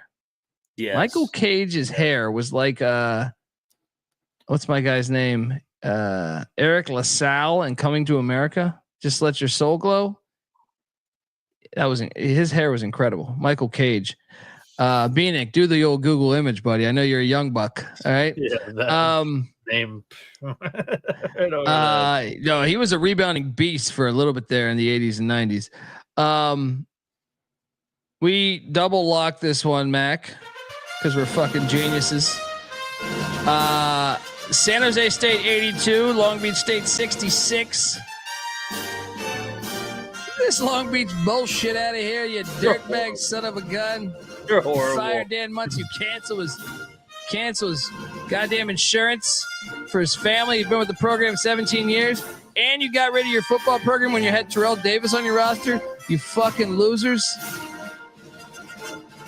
Yeah, I mean, card collector, by the way, too. He's like, come out to a Manhattan game. Show them Jaspers some love. The Northeast, like the one part of the country where we don't really have a footprint, unfortunately, right now. But I do have some Jaspers gear. When they were recruiting me baseball-wise, I remember having a T-shirt. There he goes. Oh, I'll get up there. I love New York City. My wife lived in New York City for a while. My best buddy lives in New York. I mean, he's from Brooklyn, and it was funny. The last show I did with Patty C, he asked me the last time because I opened up with this introduction. For what it's worth, don't let Colby lie to you. Long Island's first on the docket. He's going to a Sharks game. That is true. That is true. But isn't their stadium? Their stadium's not actually in Long Island, right? No. It's in fucking Brooklyn, I think. I opened up with, I think it was this. And you're nothing but a chameleon, lemon-headed, coward, terrorist pussy. And I'm after you, buddy. You're going to pay for it. Good night. Maybe it wasn't that. It was. Oh no, I think it was the other one. Anyway, we got to talking of the last time you punched somebody or something, and I guessed that because he hot potatoed me. This was not pre-scripted like any of our podcasts, right? And I said I think the last thing, if I had to bet, the last thing I punched was drywall. But then I did. After thinking about this, the show is over, and I go, you know what? It was at a comedy club in New York City. Me and one of my good buddies got in like an all-out brawl with I'll put it like this: a bar stool was used to hit someone in the head. A chandelier. Bar stool. Did you hear the Bissonnette fight? That's what this is sounding like in a little bit of a way. What are we talking about here? What are you talking about? Oh, Paul Bissonnette, one of the guys from Barstool, beat the shit out of 6 random drunk guys at a diner in Arizona. But go on with your story. That sounds fantastic. No, I was just saying that I love New York City, and it spawned this moment where I got in a gigantic bar fight, and it was like it was just a hilarious moment because a chandelier came crashing down. Yeah, how you can compare this to the Auburn plane ride. Yeah, I can compare it to the Auburn plane ride. The only good thing is that New York City is such a great city that I never got on stage at this one show because we fought the entire we fought for like 2 minutes, then realized we were severely outnumbered. And then we caught a cab while being chased by a shit ton of people.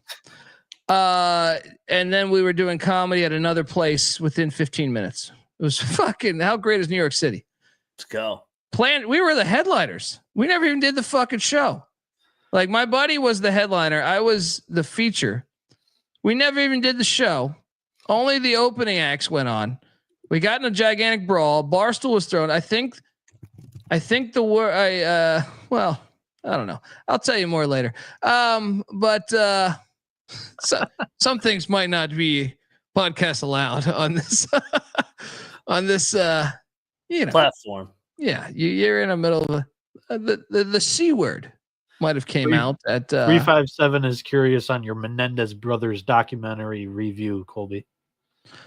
I haven't watched that one yet, but I love the Mark Jackson card. Are you guys familiar with this? Noah, can you bring this up? No, I'm not familiar with this. I'll try it. Look, when I was a kid, Mark Jackson, I believe, the point guard, not the Broncos wide receiver.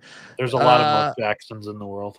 Yeah, the former Warriors coach, Mark Jackson. I believe his card for hoops or tops was it hoops? I think it's hoops.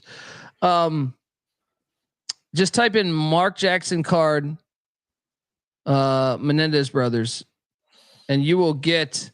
I'm familiar with another documentary, just not the newest one. And I am fascinated by this. This is a great comment from Rob. Podcast allowed, immediately starts talking about the Menendez brothers. Are you guys familiar with this at all? Who they are? There's no rules on this show, guys. So if you haven't noticed, and the one way to immediately get us to start talking about the topic you want us to do is the super chats. They'll take us way off track. Can we load up this card? I'm working on it. My computer is like fucking snail. He's working on a fucking Packard Bell. Every time I talk to him, you can hear it dialing up. You can hear it dialing up. Hey, Colby, who are you talking about? You're still sitting on ice cubes over there. That's true. No, not anymore. In Carolina, it's cool over here, buddy. In LA, it was on ice cubes though. It was on heavy ice cubes, and it still might be back. It's still we're working on one fan. One fan's down. One computer fan is down, and we're working on the other one. Mine is the battery, I believe, but we've got this thing going. We did solve racism, by the way. We did solve racism. No, I actually believe I did. It's called compassion, but no NFL owners ever showed fucking compassion ever. That's the irony. What happened? What happened? Why am I in the Zoom? Not what I wanted to do. Hold on. How's it going, everybody? There we go. Oh yeah. So load it up. That's one with the Which circle, one do the you red want? circle. The red circle. All right. Click on that. So this is Instagram. The Menendez Fuck, where are you brothers. taking me? Hold on. All right, there's another red circle, right? No, they're both Instagram. Hold All right, on. just load up one of the photos. Oh, here it is. Because we know where the red circle is. There we go. All right, so the Menendez brothers in their killing spree. Damn it. And taking their dad's money and you know, from what I understand too. But look, that's them in the fucking card. You know how much they paid for they paid for courtside seats at the Garden. And this is like when the Knicks were like a playoff team. They weren't like elite yet under Pat Riley, but they were like, this is, I feel like maybe first years of Riley, last years of Patino, maybe. And this is what's magical about this card is both of them are right there. Look at their fucking, can we zoom into that? Can we zoom into that at all? I tried. I can't go any further because it is an Instagram photo. Oh man. Anyway, it's fantastic that's a card. It's almost like the Billy Ripken fuckface card. I think this is even better because you have just two serial killers sitting courtside at the fucking Garden. Anyway, it's fantastic. I don't remember what. I haven't seen the new documentary. You want to see it? I'm just familiar with the story though, so it's a little bit less appealing. But I still want to watch it just to watch it and see how it was done. So I can't give you an honest answer on that. Oh yeah, we hit on these other games. Plenty others that still happen tonight. We hit on the Dayton Flyers, and I played this on the money line. Let's go. Oh, it's so beautiful. I mean, UConn, NIT. Dude, I'm telling you, they suck. They suck. And everybody's calling me crazy. What did Billy Donovan do after he won back-to-back national championships? They went to the NIT the next year. Calhoun did the same. Kevin Ollie did the same. They just don't have the same. They don't have any NBA guys. They don't have pros. They're not very good. And the other thing that they're going to have to battle, they're going to have to literally go 14-4, 13-5 in Big East play because the Big East isn't going to offer them any quad one wins because the Big East sucks. Dude, they're 4-3 now. Now, luckily for them, Maryland Eastern Shore is coming to town. Well, they also have Baylor, Texas, and Gonzaga. I know. So they'll be 5-3. No, they'll lose all those games. I'll bet you right now they lose the Baylor, Texas, and Gonzaga. They win the Baylor one. They ain't beating Baylor. They're not beating Baylor. What makes you see? I don't give a fuck if they play this thing on the moon. All right, Baylor is way fucking better. They better get Klingon and Castle and Sonogo fucking healthy for that game because they ain't beating them. Yeah. Anyway, easy play. We also took the money line. Cal Baptist Fresno was awesome, by the way. Hey, how crazy is Hurley going to go this year when they're like a 500 team? Did you see him on like his knees today? Yes. He's gonna get humbled very, very quickly this year. I know I'm gonna extremely date myself, but have you guys ever seen the 60s and 70s Pink Panther movies with Peter Sellers? Yeah, you just dated yourself. I have no idea. Yeah. All right. Well, the villain is Dan Hurley. and it's the same villain in every fucking movie, and he's crazy. He used to be the police chief, and he's just crazy. He's like this the whole fucking time. It's Danny Hurley. I'm totally in favor of the refs not giving into this bullshit, by the way. Another game where they're like thoroughly out free throwed 30-11 today. That's great. They lost by 20. I don't want to hear the refs. Like, they suck. But that's what they're complaining about. Like this was you guys fell apart. Like this was a 15-point run with like 6 minutes to go. They just totally fell apart. Dayton outscored them something they said on the broadcast, like 40-18 in the final 8 minutes. Yeah. If they play that a 7-game series, Dayton wins 4-1. I Dayton's agree. better than them. I agree. Dayton Monty had a hell of a Pritchett weekend to only go, or a hell of a week to only go 1-2. Shout out to Monty Pritchett because he actually understands what I'm talking about. Hey, Rob Donaldson, the 60s and 70s are available for you to go research, motherfucker. All right. I mean, Austin Powers. Great music was happening. Great movies were happening. There's a movie that I love that no one's fucking seen. It's black and white. Same guy, Peter Sellers. It's called The Mouse That Roared. And it's fucking hilarious. And they would never make this movie today. And it's fucking hilarious. It's about basically America decides to they fuck up and bomb the wrong country. They bomb the small country in I don't remember where, but and they blame it. Oh no. They bomb another like a big country. They blame it on the small country. So they blame it on this really small country, right? And this small country, like literally like the size of Delaware. I forget that Peter Sellers plays the main fucking guy from Pink Panther. And it's a great fucking, I mean, it's way better than any shit that's come out in like 15, 20 fucking years here. They take offense to America, and they basically, this country's so small. Their army's like only 30 people, 50 people, something like that. They decide to attack New York City, and they go and attack New York City, and it's just another day. It's one of the greatest fucking ideas ever. It's like no one in New York City notices. They bomb. They have a full-on attack from a country, and no one notices. It's fantastic. Anyway, before we move on, another day of crime in New York City. It's fucking hilarious. Before we move on from this game, though, I know you already mentioned maybe Cal Baptist, but like Dayton's very deep too. Like they even have Bosch coming off the bench. They're like good. Somebody in the chat was talking about like Dayton is real possibility to win the A-10. Yeah, we've been saying that from the get-go. Like this Dayton team has quite a few high major guys that transferred down. Posh is the only one that kind of like had some, negative rumors around him surrounding some other spots, but like the Zed Key addition was great. I thought he played meaningful minutes in all 3 games for Dayton. Nate Santos looks great. Enoch Cheeks in year 2 of being a down transfer looks like a real contributor this year. This Dayton team's for real. Yeah, no, I buy into that being absolutely legit. And if you didn't catch the Cal Baptist Fresno game, it was absolute fire. Absolute fire. And then Houston looked like shit against Notre Dame. We lost money. Yeah. I have concerns about Houston this year, and I don't say that often about Sampson coach teams. So, yeah.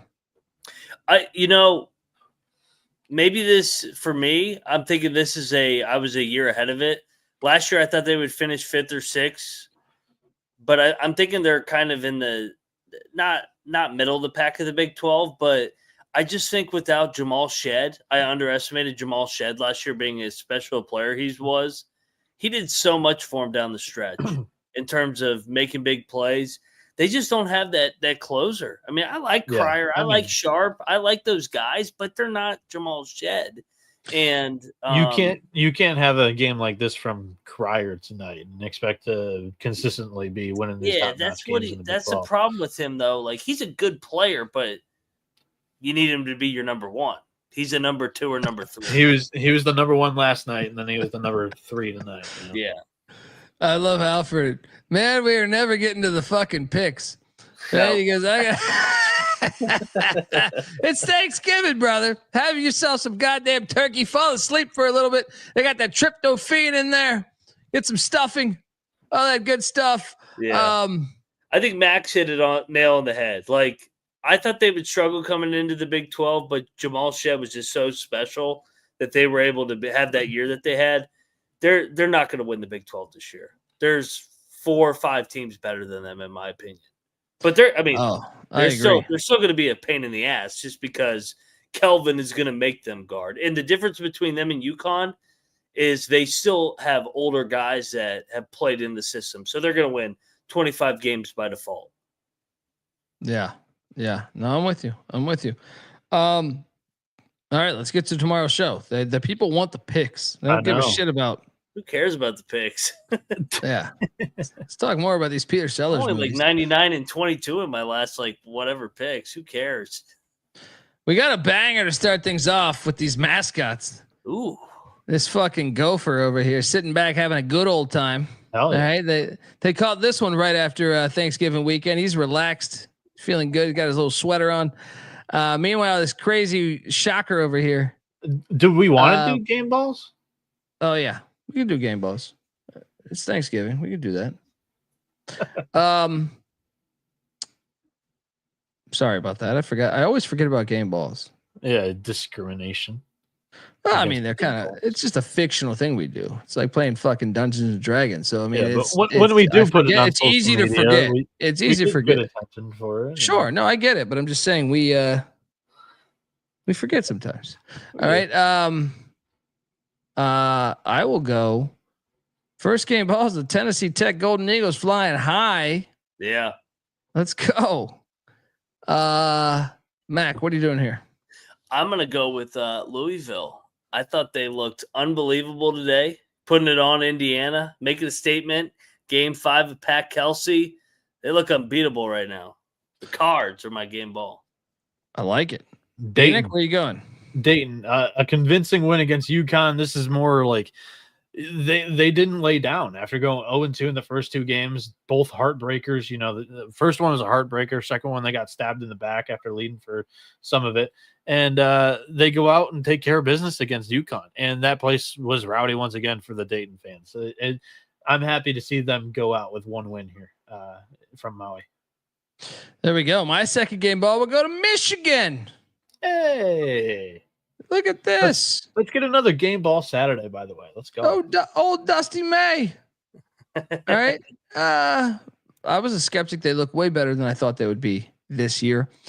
Kudos to Dusty May and the boys in Ann Arbor there. I left West Virginia for you. I still can't believe he hasn't said it, but consider that a solid that I did you. Yeah, I'll give it to the Mountaineers. Good win.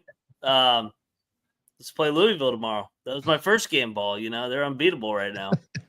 All right, I see what you did there. Hey man, you gotta butter them up, baby, and then fucking coming right through the back door. Bieniek, final game ball. Where the hell you going? You crazy Coors Light drinking son of a bitch. Where you going? Another TMZ pick. Give me Auburn. The Maui Invitational. This was a no sweat for the Tigers in game 2 and game 3. Usually it's not like that, but they made a huge statement here, and you should always get a game ball for going 3-0 in Maui, in my opinion. Weren't they favored? Yeah, 100%. But they took care of business. This guy. It's good over here. I'm surprised you didn't. Who'd Pitt play tonight? They should have. Yeah, what? They should have. Season pick to win the Natty is Auburn against Wisconsin. Oh, Mike's computers. Yeah, that was your mic. That was your mic. That was your mic. That was fucked up. All right, let's get to these picks. All right, look, Minnesota, Wichita. This mascots are both fantastic, and it's not at the barn, so Bieniek can't talk any shit about the barn. Most it's in Orlando, Florida. Arena in the country. I don't understand his hatred. I don't understand it. I just don't get it. It's like the guy. Area. True. But you root for the Detroit Lions who play in some bullshit fucking stadium, dude. So if you're gonna call a spade, call it a fucking spade and say you root for a team that is full of shit. Everything is full of shit about the Detroit Lions. Their whole goddamn existence. The curse of Bobby Lane is real, and I can't wait till they lose this year. I'm on Wichita State. How about you guys? give me Wichita State too. Mac, what are you doing here? We got to bet this game. I like what I've seen from Wichita better. Paul Mills and company, I think they're much improved in year 2. I think they make a statement down in Florida. I will lock up the Shockers. Let's go. I'll join you. You're going to have the crowd. They travel better. There you go. Let's go. Yeah. Ford Field is fucking horrible. Worst place to see a football game in America. As far as I've been to that fucking bullshit stadium. It's fucking horrible. It's not nice enough to be a shopping mall though. So there's still grit in that stadium. It's just terrible. That's a terrible fucking place. That's a terrible fucking place to see a game. I fucking fell asleep watching that fucking game. It owns the loudest stadium by decibel now. We broke that last year. I'm sure that's fake. Louisville, West Virginia, going on in the old school Big East. I do like Big this East battle, baby. Louisville laying 2.5. Am I seeing here, or 1.5? 2.5 right now. I see 2.5 right now. So the slide is a couple hours old. So what are we picking at this? What are we picking this? 2.5. That's the live number right now. I will this one. Sorry, Mac, you had your moment in the sun. Yes. The cards are gonna get you, and I will lock this up. This is a double lock. Yes. Look, it's hard to fade that guy with the fucking musket. All right, the golden musket he's got there. But a lot of people high on Dub V after that Gonzaga win. And look, I haven't seen one person in the chat say West Virginia. I've seen everybody say Louisville. Buddy, part of it is Dub V and what they stand for. Don't get cute here. Dub V is like East Carolina. It's very similar, actually, from my experience to Morgantown, right? And to know that they're in the Bahamas for more than 24 hours after a huge win against a top 10 team. Are you fucking kidding me?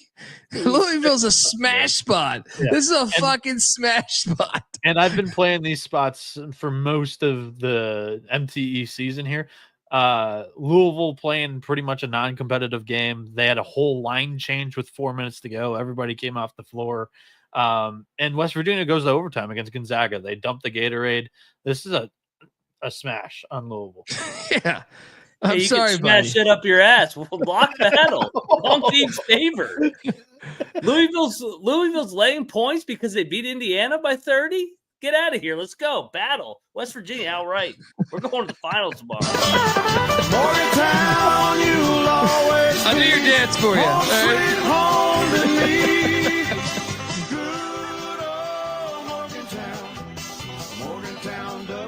Buddy, there's no way these kids from Morgantown. I've been to Morgantown. All right, you're telling me too. After no, they don't party like that. I mean, look, they party with prostitutes, but that was part of the recruiting trip. Oh no, I just feel like Dub V they're out on the town tonight, buddy. They're out on the town. They're literally on the same spot as us. They just won their Super Bowl against Indiana by 30, and everybody's crowning them a top 10 team. No, let's go, Louisville. I don't know anybody who's saying that besides you giving them a game ball and ranking them top 10, and then now you want to come in and play this whole propaganda game here. It's fucking Louisville phony shit. Let's go. Bring it on, Louisville. I got a live number on this now. I know the slide doesn't, but Rhode Island -7.5 against UT Arlington there in Jacksonville, Florida. Give me Arlington. Sprinkle that money line plus 225. This is some foo-foo with Rhode Island here. This team has been flying way too close to the sun lately. Let's bet this. Let's bet this on the money line too. I like this a lot. Let's bet this on the money line. Arlington outright. Give me these Mavericks. And I think there's rumors that they're starting their football. Starting to impress old Pick Dundee. Let's go. I did get pepper sprayed in Morgantown, 357. Many people have been pepper sprayed in Morgantown. It wasn't even what's that? I'm not liking this one. Oh. I'm staying away. Fucking, you're such a fucking pussy, dude. How do you come in? How do you come in with flying too close to the sun, and then you back away from the fucking lock? Because they've looked good doing it. Like Hey, they're going to come down. Louisville, West Virginia. Just out of curiosity. The Detroit game, they only won by 6. That was a little bit of that letdown game. Let's see what happens here. But Rhode Island, just I don't know. I don't have a good feeling on the Rams for the entire season. I still don't like this team long term. Hey, what's the napkin got West Virginia, Louisville? The napkin has Louisville -3.5. Oh, perfect. Fading the napkin, fading the chat, fading the public. Buddy, the bigger question here is how do you come in that hot on this play and then not lock it up? I don't think. Fucking unbelievable. You said they're a phony. And they're like 8. He said that he gave an analogy. He's like, they've been flying too close to the sun. It's an easy play. UT Arlington, by the way, I'm not locking it up. But God bless you. All right. Like that's essentially what he said. Unbelievable. Yeah, lock. Sprinkle that money line. Let's go, Mac. We don't need this bozo. If anything, he's bad luck. Let's go.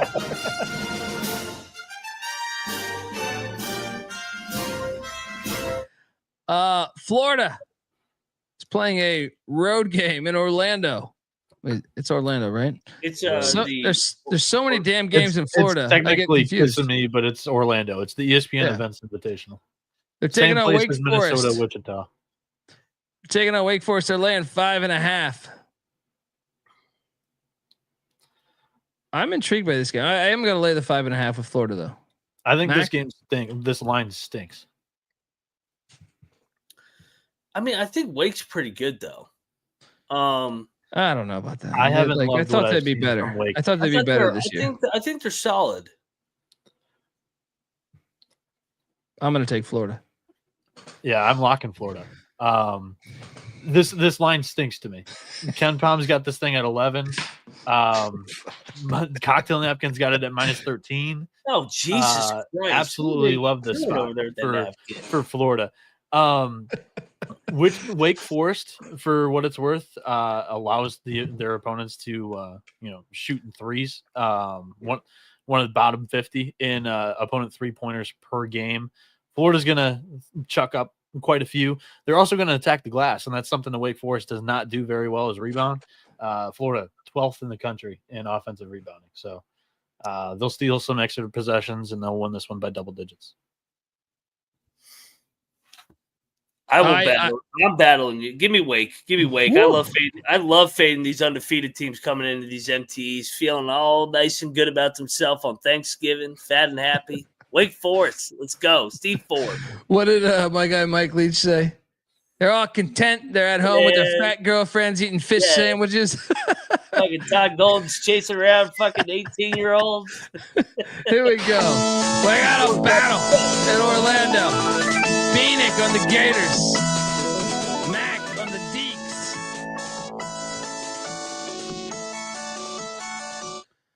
All right. Moving forward. Indiana, Gonzaga in Nassau. Guess what? Lock.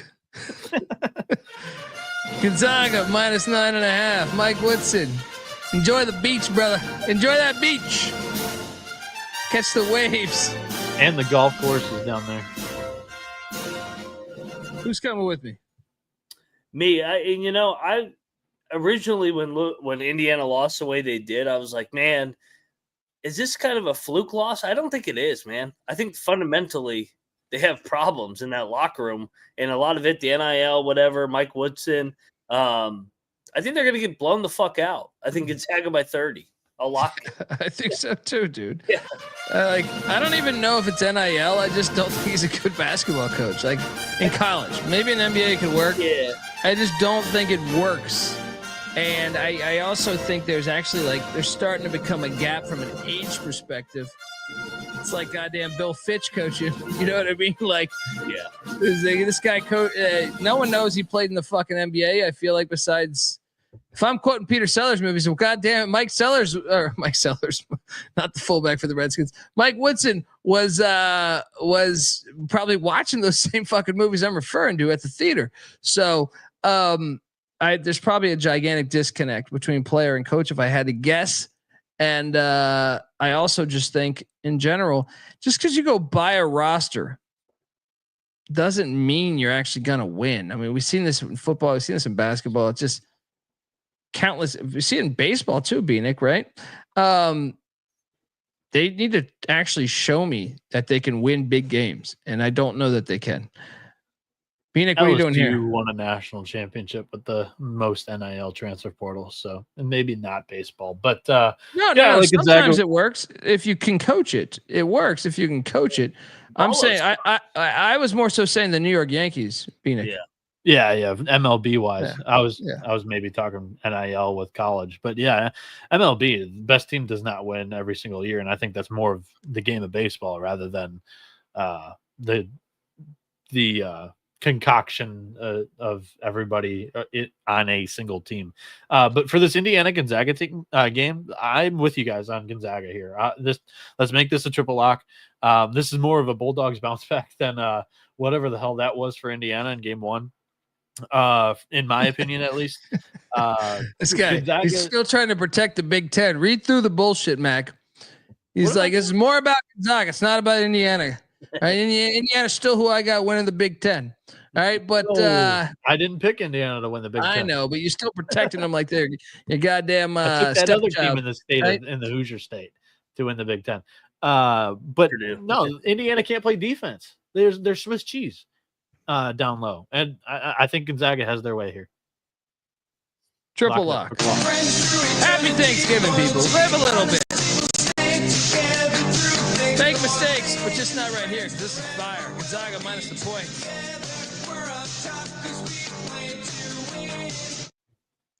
All right. Moving along.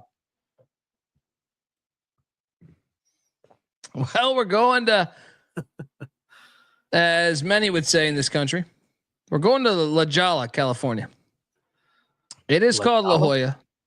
It's La Jolla. But a lot of people would say La Jolla. Purdue's laying 7.5 against La Jolla is a part of San Diego, Noah. I didn't know this was in La Jolla. I thought it was in San Diego. My fault. No, you're good, buddy. Purdue, NC State. Purdue's laying 7.5. The Pussy Pack stand no chance. They're so bad. Let's lock up Purdue. Is there a rematch? Yes. Lock this thing up. Yeah. The Pussy Pack are going to travel out there. They're not going to know what hit them.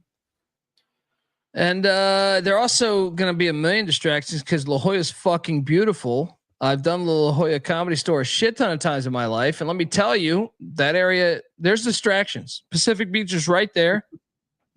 Purdue hasn't been, they're too square to be distracted. You know what I mean? Like Purdue's too square to be distracted. Like Matt Panter's like, nope. I'm sure they're going to go to their hotel rooms. He's going to measure the walls and shit. Pull a Gene Hackman and Hoosiers. We got the Four Corners room here. But I think Purdue's just a lot better. So Mac, what are you doing here? I will battle you. Give me NC State. You're confused. I think they're going to beat Purdue. Wow. You're mixed up in life. In this game. You're very mixed up in life. This is almost the same line as the Final Four game. Is Zach Edey playing in this game? What is this line? What are you talking about? NC State's got nobody relevant. What? All right. What's Purdue Zach Edey playing away from Mackey? Where's DJ Burns? Where's DJ Horn? Fade Purdue away from Mackey. Now we got a problem. We got a battle. Bieniek, you want to jump in on this? Oh yeah, all aboard! give me the spoilers. We got a battle. NC State played this season. Yes. Double-digit victories over Upstate, Presbyterian, Coastal Carolina, Colgate, William and Mary. Everybody off of Purdue after the Marquette loss. Hey, buddy, you got to understand the fucking rhythm. When that battle music's on, if you're talking, you might as well be speaking fucking Chinese. No one's going to fucking know what you're saying. So make those same points you made right now. Okay. Double-digit wins for NC State against Upstate, Presbyterian, Coastal Carolina, Colgate, Bill and Mary. Whereas Purdue, everybody's off of them after the Marquette loss the other week. That was the game everybody saw. This is the jump back on the Boilermaker spot. Lock it up. Nobody is off of them. I think there's a lot of people. I've been off NC State all year. We got the cover with Presbyterian. Nobody is off of Purdue. I think a lot of people are off of Purdue, saying that there's no Zach Edey this year. They're not the same. Yeah. Give me NC a lot State. of people not buying. Purdue. You're all mixed up, Mac. You're all mixed up. You see what happens? Dub V wins a game. He starts picking crazy. All right. Dub V wins a big time game, biggest game in 2 years. All right, and he starts picking a little crazy now. NC State is a great dog program. You were reminded that of last year when they stuck it up your ass for 10 straight games. If you're not first, you're last. All right, and of course they got to a big they finally got to a big moment, and guess what? They dropped the ball. That's what they do. Are you comfortable or taking 7.5 with Kevin Keats against Matt Painter? Yeah. How? Yeah. Please, buddy. Dude, you act like Painter is a lock away from Mackey. Keats is a fucking failure everywhere. In the Final Four. Yeah, they had a guy named Zach Edey. Is he playing DJ tomorrow? Burns and DJ Horner? Yeah, where's DJ Burns? He's playing in like fucking Bolivia. All right, what the fuck are you talking about? Right. You guys are high on this one. NC State is live in this game. All right, next up, we're going to North Dakota State, Utah Valley, in Birmingham. Why? I have no idea. What's this line? 5.5 for Valley. Wrong team favored. It's Thanksgiving. Let's bet a bunch of games. Give me the Bison plus 5.5. Yeah, you know I'm in on this. Let's Sprinkle the money line. Sprinkle the fucking 200 on the money line. Bieniek, you with us? No, I'm actually going the other way. I'm going to lay the points with the Wolverines. Normally, I do not like to do this, but this early in the season, I should say, but diving into the matchup here, I think it's really tough. North Dakota State's shot the most three-pointers per game in the country, and Valley's really, really good at not allowing their opponents to breathe around the perimeter. And on the other hand, Valley does not really take any of their possessions and shoot from deep. They like to drive it. And North Dakota State's interior defense is pretty weak this season, 335th. I think this is a tough matchup, but early in the season, I'm not betting this, but Wolverines. Look, you don't need to say when you're not betting this. You have to say when you're betting this, because you're never, we know you're not betting every fucking game. You bet like 1% of the fucking games. So just say when you're betting this. Just fucking bet it. Nut up and bet it, motherfucker. If you say you're not betting this, no one's surprised. The show gets dragged on another 15 seconds. All right. And yeah, you got to say Colby complaining about the back half of the show dragging on for too long. You have to say when you're betting this. Hour and a half long. Bet this. Say, hey, guess what, guys? I'm betting this. Anyway, it's okay. Blame it on the alcohol. All right. But TCU is taking out Santa Clara and Palm Springs.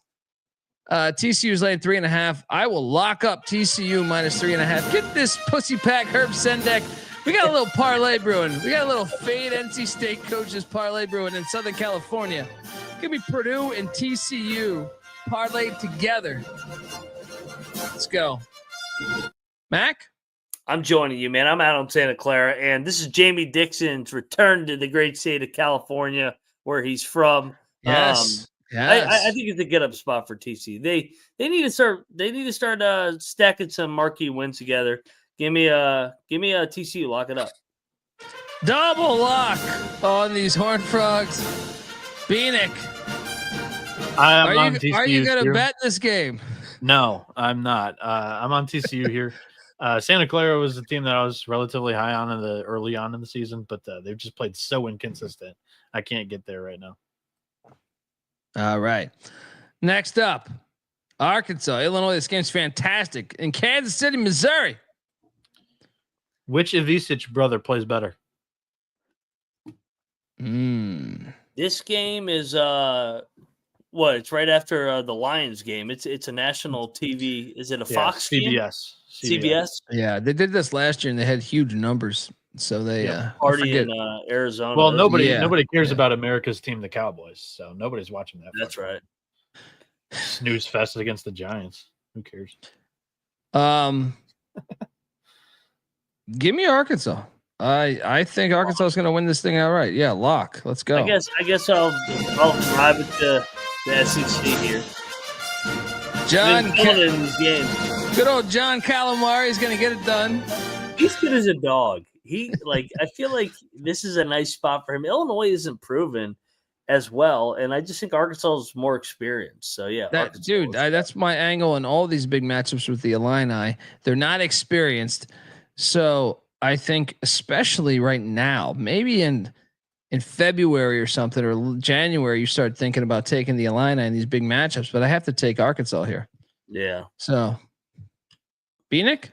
Yeah, I like the experience angle in this game. There's another game coming up that will also probably take an experience angle.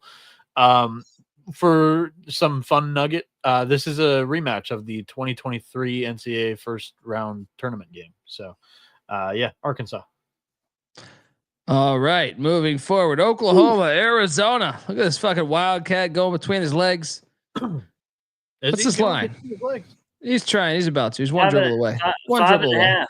We got the old Big 12 versus the new Big 12. Yeah, I will lock Arizona minus 5.5. Get this Oklahoma bullshit out of here. I rode you yesterday, and you burned me terribly, Porter Moser. All right, you burned me terribly. Zona's gonna win by double digits. Mac, what are you doing here? I'll join you. I think this is Arizona's tournament, man. They took 2 losses coming in. I think they blow it open late. I think it's a tight game throughout, but then I think Arizona blows it open, wins by 10. I'll lock it with you. Let's go Wildcats. Double lock. Oh, I got music for that. Let's go. Cats.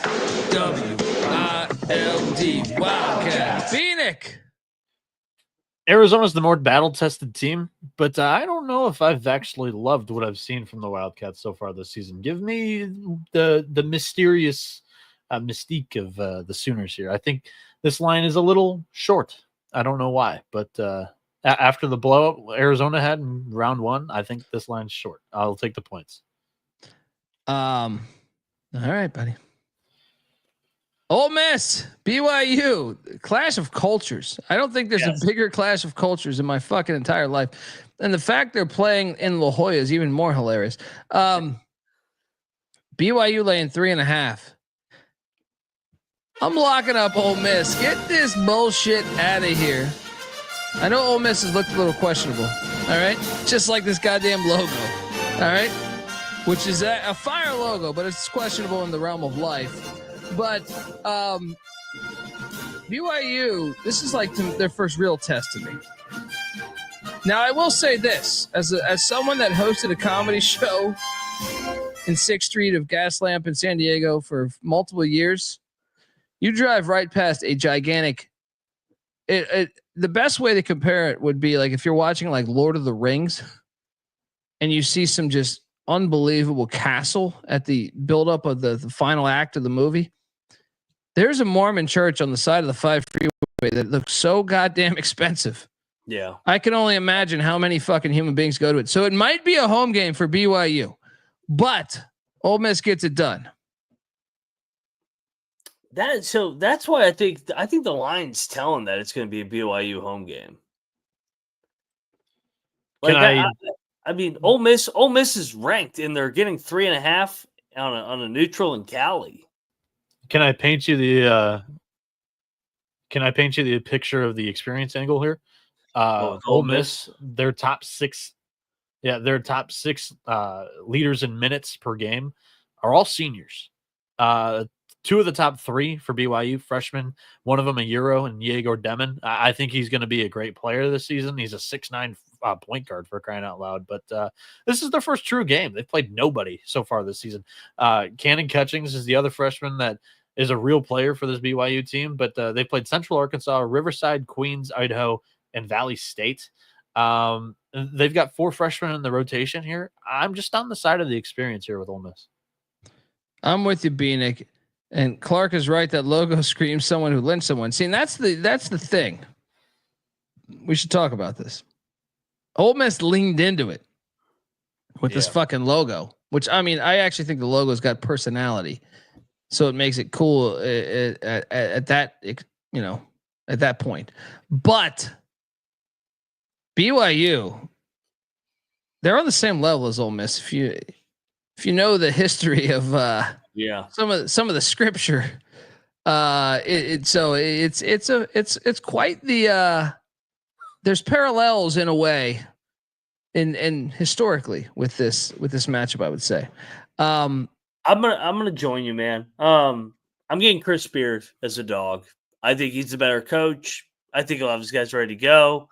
They're not very battle tested either, like BYU. But if I lose with Chris Beard to the NBA guy, I'll tip my cap. So give me Chris Beard as a dog.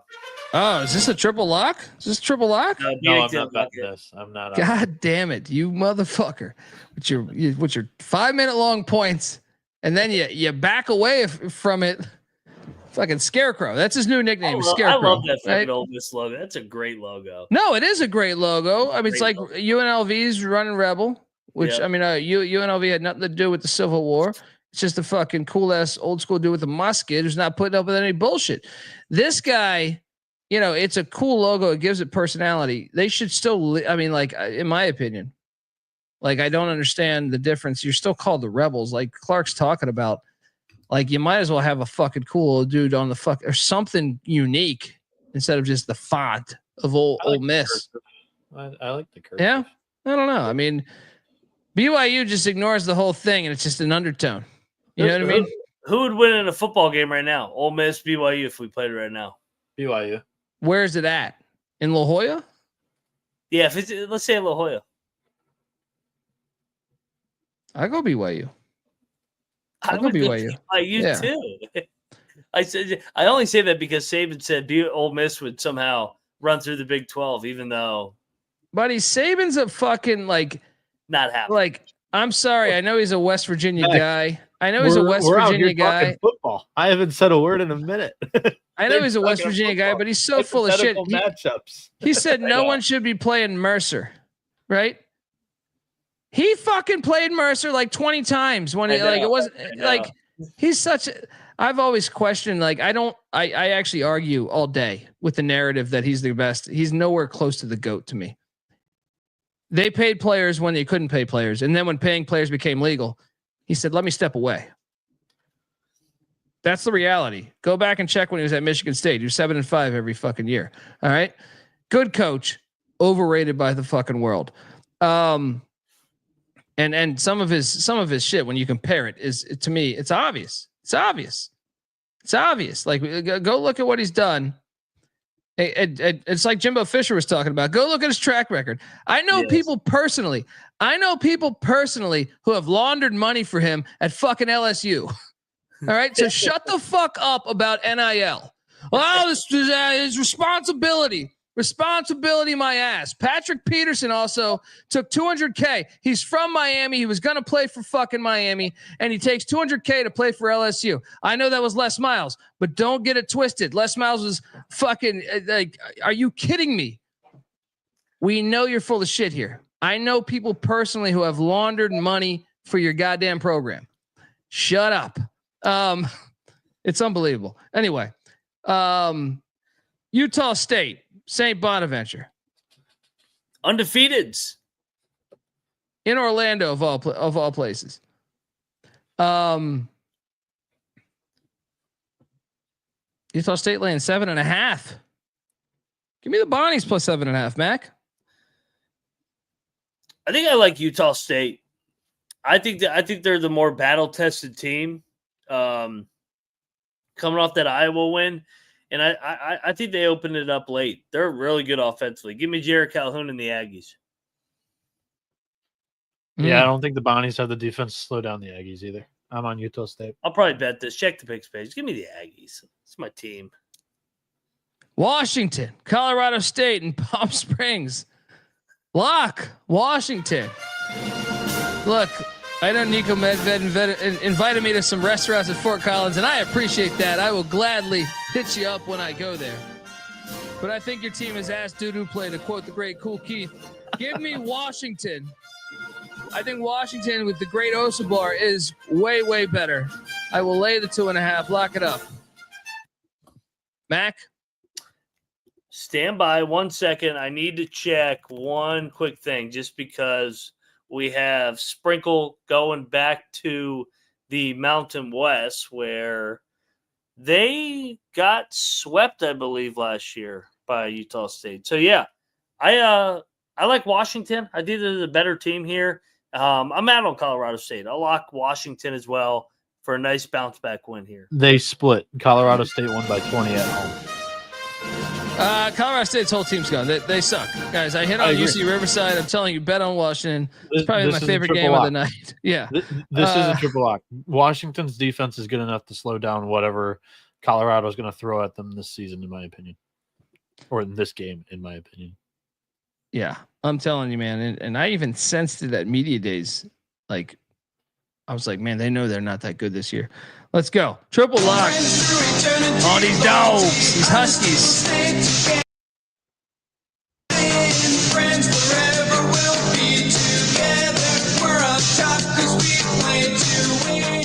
All right, next up. Butler, Northwestern in Tempe, Arizona. I mean, the amount of neutral site games is ridiculous. Just play this one in the Great Lakes region. I don't even understand this one. Like it's the same with Louisville in Indiana. It's like you guys are like, I know, what, a 3-hour drive? What are we doing? Just do a home and home. The chat is saying Northwestern lock. Shout out to Clark. I think I'm with him. I'm not going to lock it though because Butler has shown signs of improvement. Give me Northwestern minus 1.5. Not locking it though. Mac? I'll lock Butler. I think Butler's going to win the game. I think Butler's gotten a lot better recently. I think Northwestern's going in the opposite direction. I know they're winning games, but they're barely surviving. Butler, I think, is getting a lot better. Give me Thad Mata. Butler wins outright. Let's go. Winning by 18 against Pepperdine's not barely surviving. Pepperdine. Oh, give me a fucking break. They fucking beat Montana State by 3. EIU in overtime, UIC. I mean, come on. They are regional, though. Those are little brothers. Yeah, and Barnheiser's only played like 3 games so far this season. 2 games, sorry. Butler, outright. I'm on Northwestern. What a lot, Mac. Locking up these Bulldogs. Let's go. Moving forward. We got Kennesaw and UC Irvine in fucking Canada. What the fuck is this? Hey, is that Methbridge or Lethbridge? Yeah, probably knowing my travels. Well, actually, there's a lot of beautiful parts of Canada, but you get in the middle, and I have no idea where Lethbridge is. Lethbridge, if it's in the middle, can someone look up geographically where Lethbridge, Canada is? That's a lot of points, but Kennesaw did just beat. I'm going to lay it with UC Irvine. Lay the 10.5. No lock. Mac? I'll take Kennesaw. I think they ride the momentum for one more game because Irvine's so good. I don't think it's a letdown yet. It's in Alberta, which is Western Canada, which is beautiful. By the way, if you haven't been to fucking, I love Alberta, Canada. Why the fuck is a college basketball? I mean, Edmonton and Calgary out there though. What are they? College basketball? Like I could see Toronto being like a college basketball somewhat town, sort of, or Vancouver maybe. I'm just saying Toronto's close enough to like, and Zach Edey's from there. Like they got the Raptors. Yeah. I can understand it a little bit more than like Alberta. Who the fuck is going to this game? Friends and family. Of who? What are you talking about? The ref? What are you talking about? The players, friends and family of the players. No, they're not going to fucking Alberta on Thanksgiving. No way. Send me a postcard. That's what they're going to say. I'll lay the 10.5. Mac? I'll take the points with Kennesaw. Nobody does postcards anymore. I'm taking Irvine off the Kennesaw outright victory against Rutgers. Okay. All right. Fucking Canada, Alberta. It's beautiful. If you haven't been, you got to go there. Colby hates the Canadians. I love Canada, actually. Actually, the music, I've fucking toured the whole goddamn country of Canada. All right. It's a beautiful fucking country. I just don't understand college basketball in Alberta. Figure that out for me. The cocktail napkin total for this game is 157.5. I don't know. I was just answering somebody's comment. I was like, what? No. Providence is laying 5.5 against Davidson. Mac? Give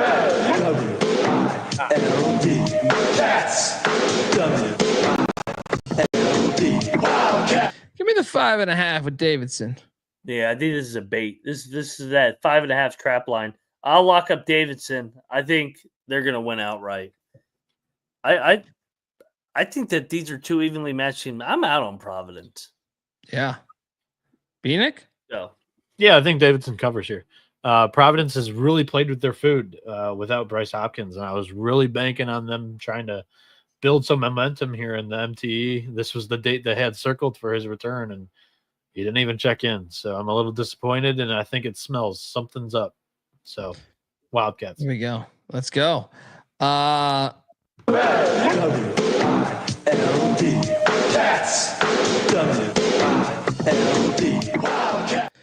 Yes, I have been to Regina, and shout out to Jefferson C from British Columbia. I think I've told you this story before, Jefferson. That name sounds familiar, but my pal is the great Mocha Only. If you ever check out his music, I've been all across Canada with him, man. It was fucking fantastic. But yes, went to Regina. Beautiful, beautiful town. My favorite one of my favorites was Kelowna. Kelowna was awesome. Anyway, continuing on. Northern Iowa, North Texas. My fault. What happened? Okay. North Texas laying 3.5. I'm actually kind of fascinated by this game. Give me North Texas minus 3.5. No lock. Yeah, I got North Texas circled here. Fringe lock, check the picks page, but I think they open it up here with their defense. Yeah, I like the mean green in this spot too. There we go. I don't know if I want to bet this though, but yes. Yeah, shout out to my guy Mocha. Mocha is a fucking genius. If you haven't checked out his stuff, I was a 21-year-old kid. I went on the road opening up for Mocha. Oh, actually not opening up all the time, occasionally. But it was a great experience to go across the country. USC, St. Mary's, Palm Springs. Why? I have no idea. St. Mary's being favored in this game tells you all you need to know. St. Mary's is laying 4.5. The over under at 141.5.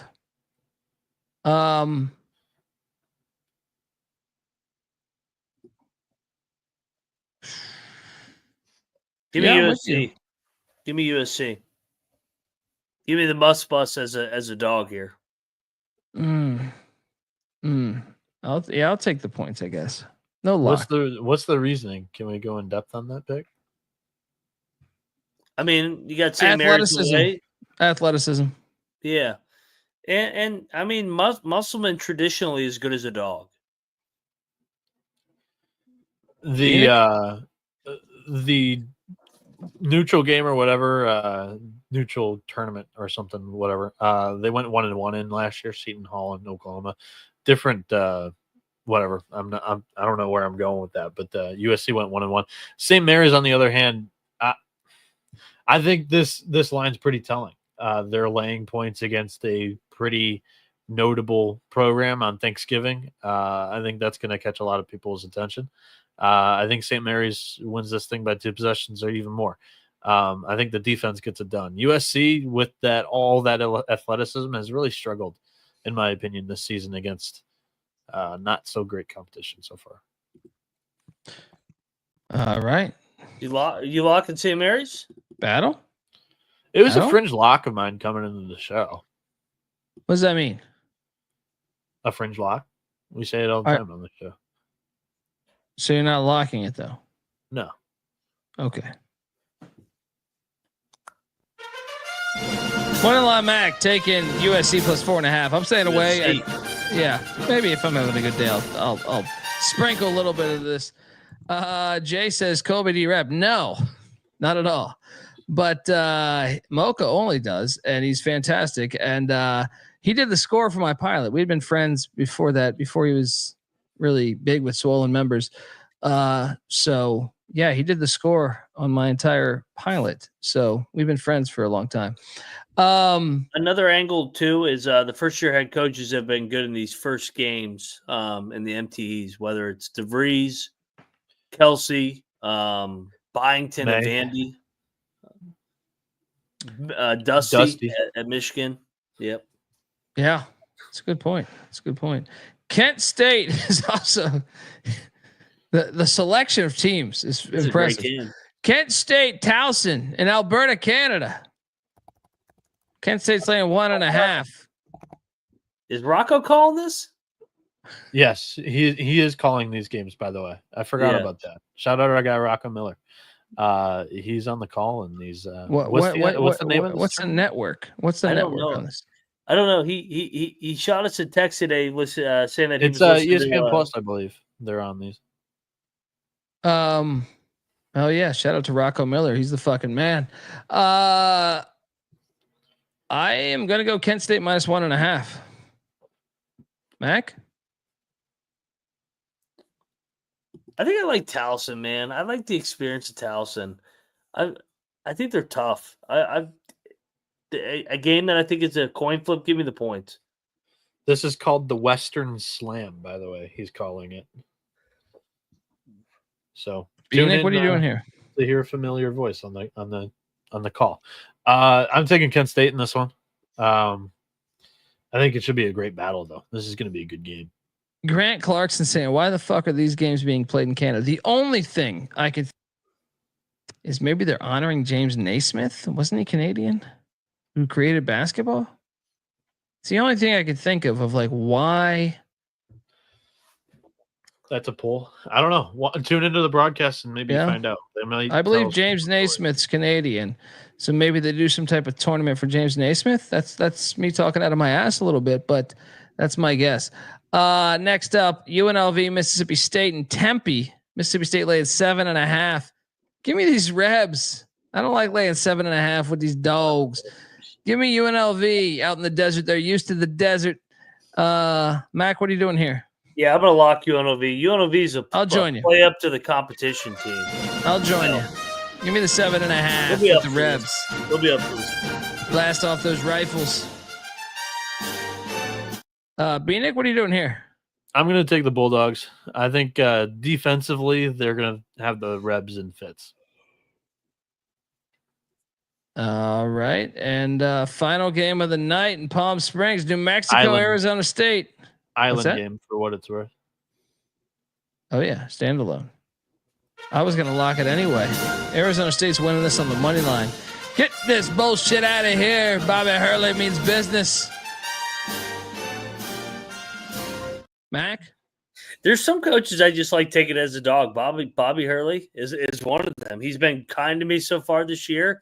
And I like Richard Pitino, but I think this is a big pressure spot. Give me the Sun Devils with that young group to get better here and win outright. Let's go. Double lock. Can it be a triple lock on these Sun Devils, Bieniek? Lock battle. Wow. New Mexico so far this season 7th in defensive turnover rate. Arizona State really struggles taking care of the ball. I think they struggle a little bit in the half court here. Now we got a problem. Palm Springs. Mac, Dundee with the Sun Devils. Bieniek with the Lobos. And that is our show. Good Lord, it's almost 6 a.m. I haven't slept yet. I got to make I feel like the Long Island show. I got to make a fucking casserole. But top plays of the night. I think early on, I'm going to take Louisville -2.5 against Max Boys. I am going to take. Give me North Dakota State +5.5 against Valley. Give me Washington -2.5 against that Colorado State team. Mac? I have Gonzaga circled. I think Gonzaga is my favorite play of the day off the bounce back loss. The other one I had circled, I think I really like Arkansas. I think they're going to win that game. I do like that game too. I do like that game. Arkansas, and I guess I got to give out a third. Third would be TCU. I think TCU is bound for a nice smash spot against Santa Clara, who's been very vulnerable so far this year. So Zags, TCU, Arkansas. Bieniek, fire. Florida -6.5 against Wake Forest. Cocktail Napkin has this at 13. KenPom has this at 11. Dive into the stink. Why is this 6.5? I have no clue. If you've watched Wake Forest this season, they have not been clicking offensively, and defensively, they just haven't been good in this era under Forbes. So Florida, attack the glass, steal a couple of more possessions, win this thing by double digits with that explosive offense. Purdue -7.5 against NC State. Get this phony pussy pack shit out of here. They haven't played anybody yet this year. Purdue wins that one by double digits. Preach, brother. And then Louisville -1.5. They beat West Virginia after West Virginia's big win against the number one team in the Moneyline MAC rankings. That propaganda. You that shade. That. Louisville's number one now. So what you gonna do? Wins this game by at least more than 2. Louisville, lock it up. That's one of my favorite plays tomorrow. I can't wait till they lose. You guys are gonna fall for this Louisville shit again. Well, I mean, come on, folks. That's our show. Want to wish you a happy Thanksgiving. Let's go. Yeah. Thank you for tuning in to us, and we'll be back tomorrow night. Despite the mashed potatoes, the turkey, the tryptophan, the fucking eggnog, alcoholic eggnog. I don't know what the hell else is serving. What do? They have pumpkin pie. How do you guys feel about pumpkin pie? It's not my favorite. I love pumpkin pie. Yeah. You more of a you go pecan pie over pumpkin pie? Yeah. Yeah, I like pecan pie. I do too, actually. I'll be honest. Yeah. The fuck is that? All right, folks. That's our show. Give Noah Bieniek a follow on Twitter at NoahB77_. Moneyline Max on Twitter at Moneyline_Mac. I'm on Twitter at the Colby D. The College Basketball Experience is on Twitter at TCE on SGPN. And we'll be back. All right. We'll be back tomorrow. I'm sure we'll be dominating. And honestly, have a great fucking day with your family, your friends. Have a great weekend. Stay safe. And thank you so much. And Thanksgiving, by the way, too. Also, what's that? If you want to get rid of if you want to get away from the in-laws, we will be here tomorrow night too. We've got 35 games, 37 games to pick on Friday, and we've got 20 games to recap.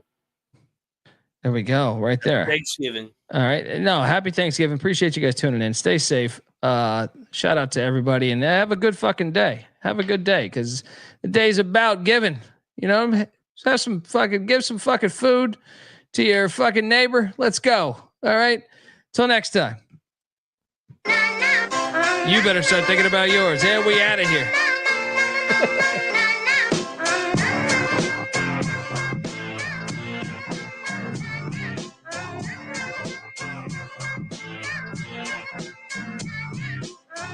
Yeah, it's got me thinking about the good shit the minute that I seen your grill again. It made me good trip, good dog the mind back like dog but wine there. Man, I didn't get mad when you near me. Check that Peter Sellers shit. But the comings on was strong. Now my shit's coming along, you know the song. The truth is I'm pretty much on 5 again. It's heating up for real, I'm alive again. And that's the attraction factor. Vancouver, Michigan with my rap disaster. Yeah, you know you want it how you want it. No need to trip cause I got it, doggone it. It's all yours and the extras too. All the super music and the sex for hope. Just get it straight cause it got me in a good mood. Let me demonstrate what this time of year could do. Sing it.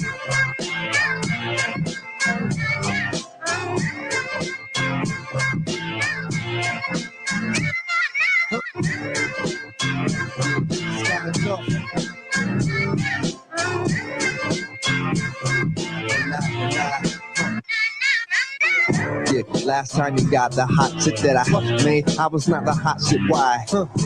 Going through them transitions, wham the sin, damn listen. I can make the biggest chain glisten and wouldn't have shit to do with shit but some chips in.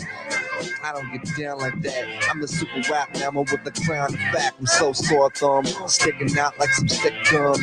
Out the back with the beat smack. It's dumb, dumb hot, crazy sun hot. More often than not, and not monotonous. And got the hiss in the whole spot to miss. Bottoms up, cause I'ma just beat them damn guts to submission. It's in the job description, that's what I was missing. Yeah.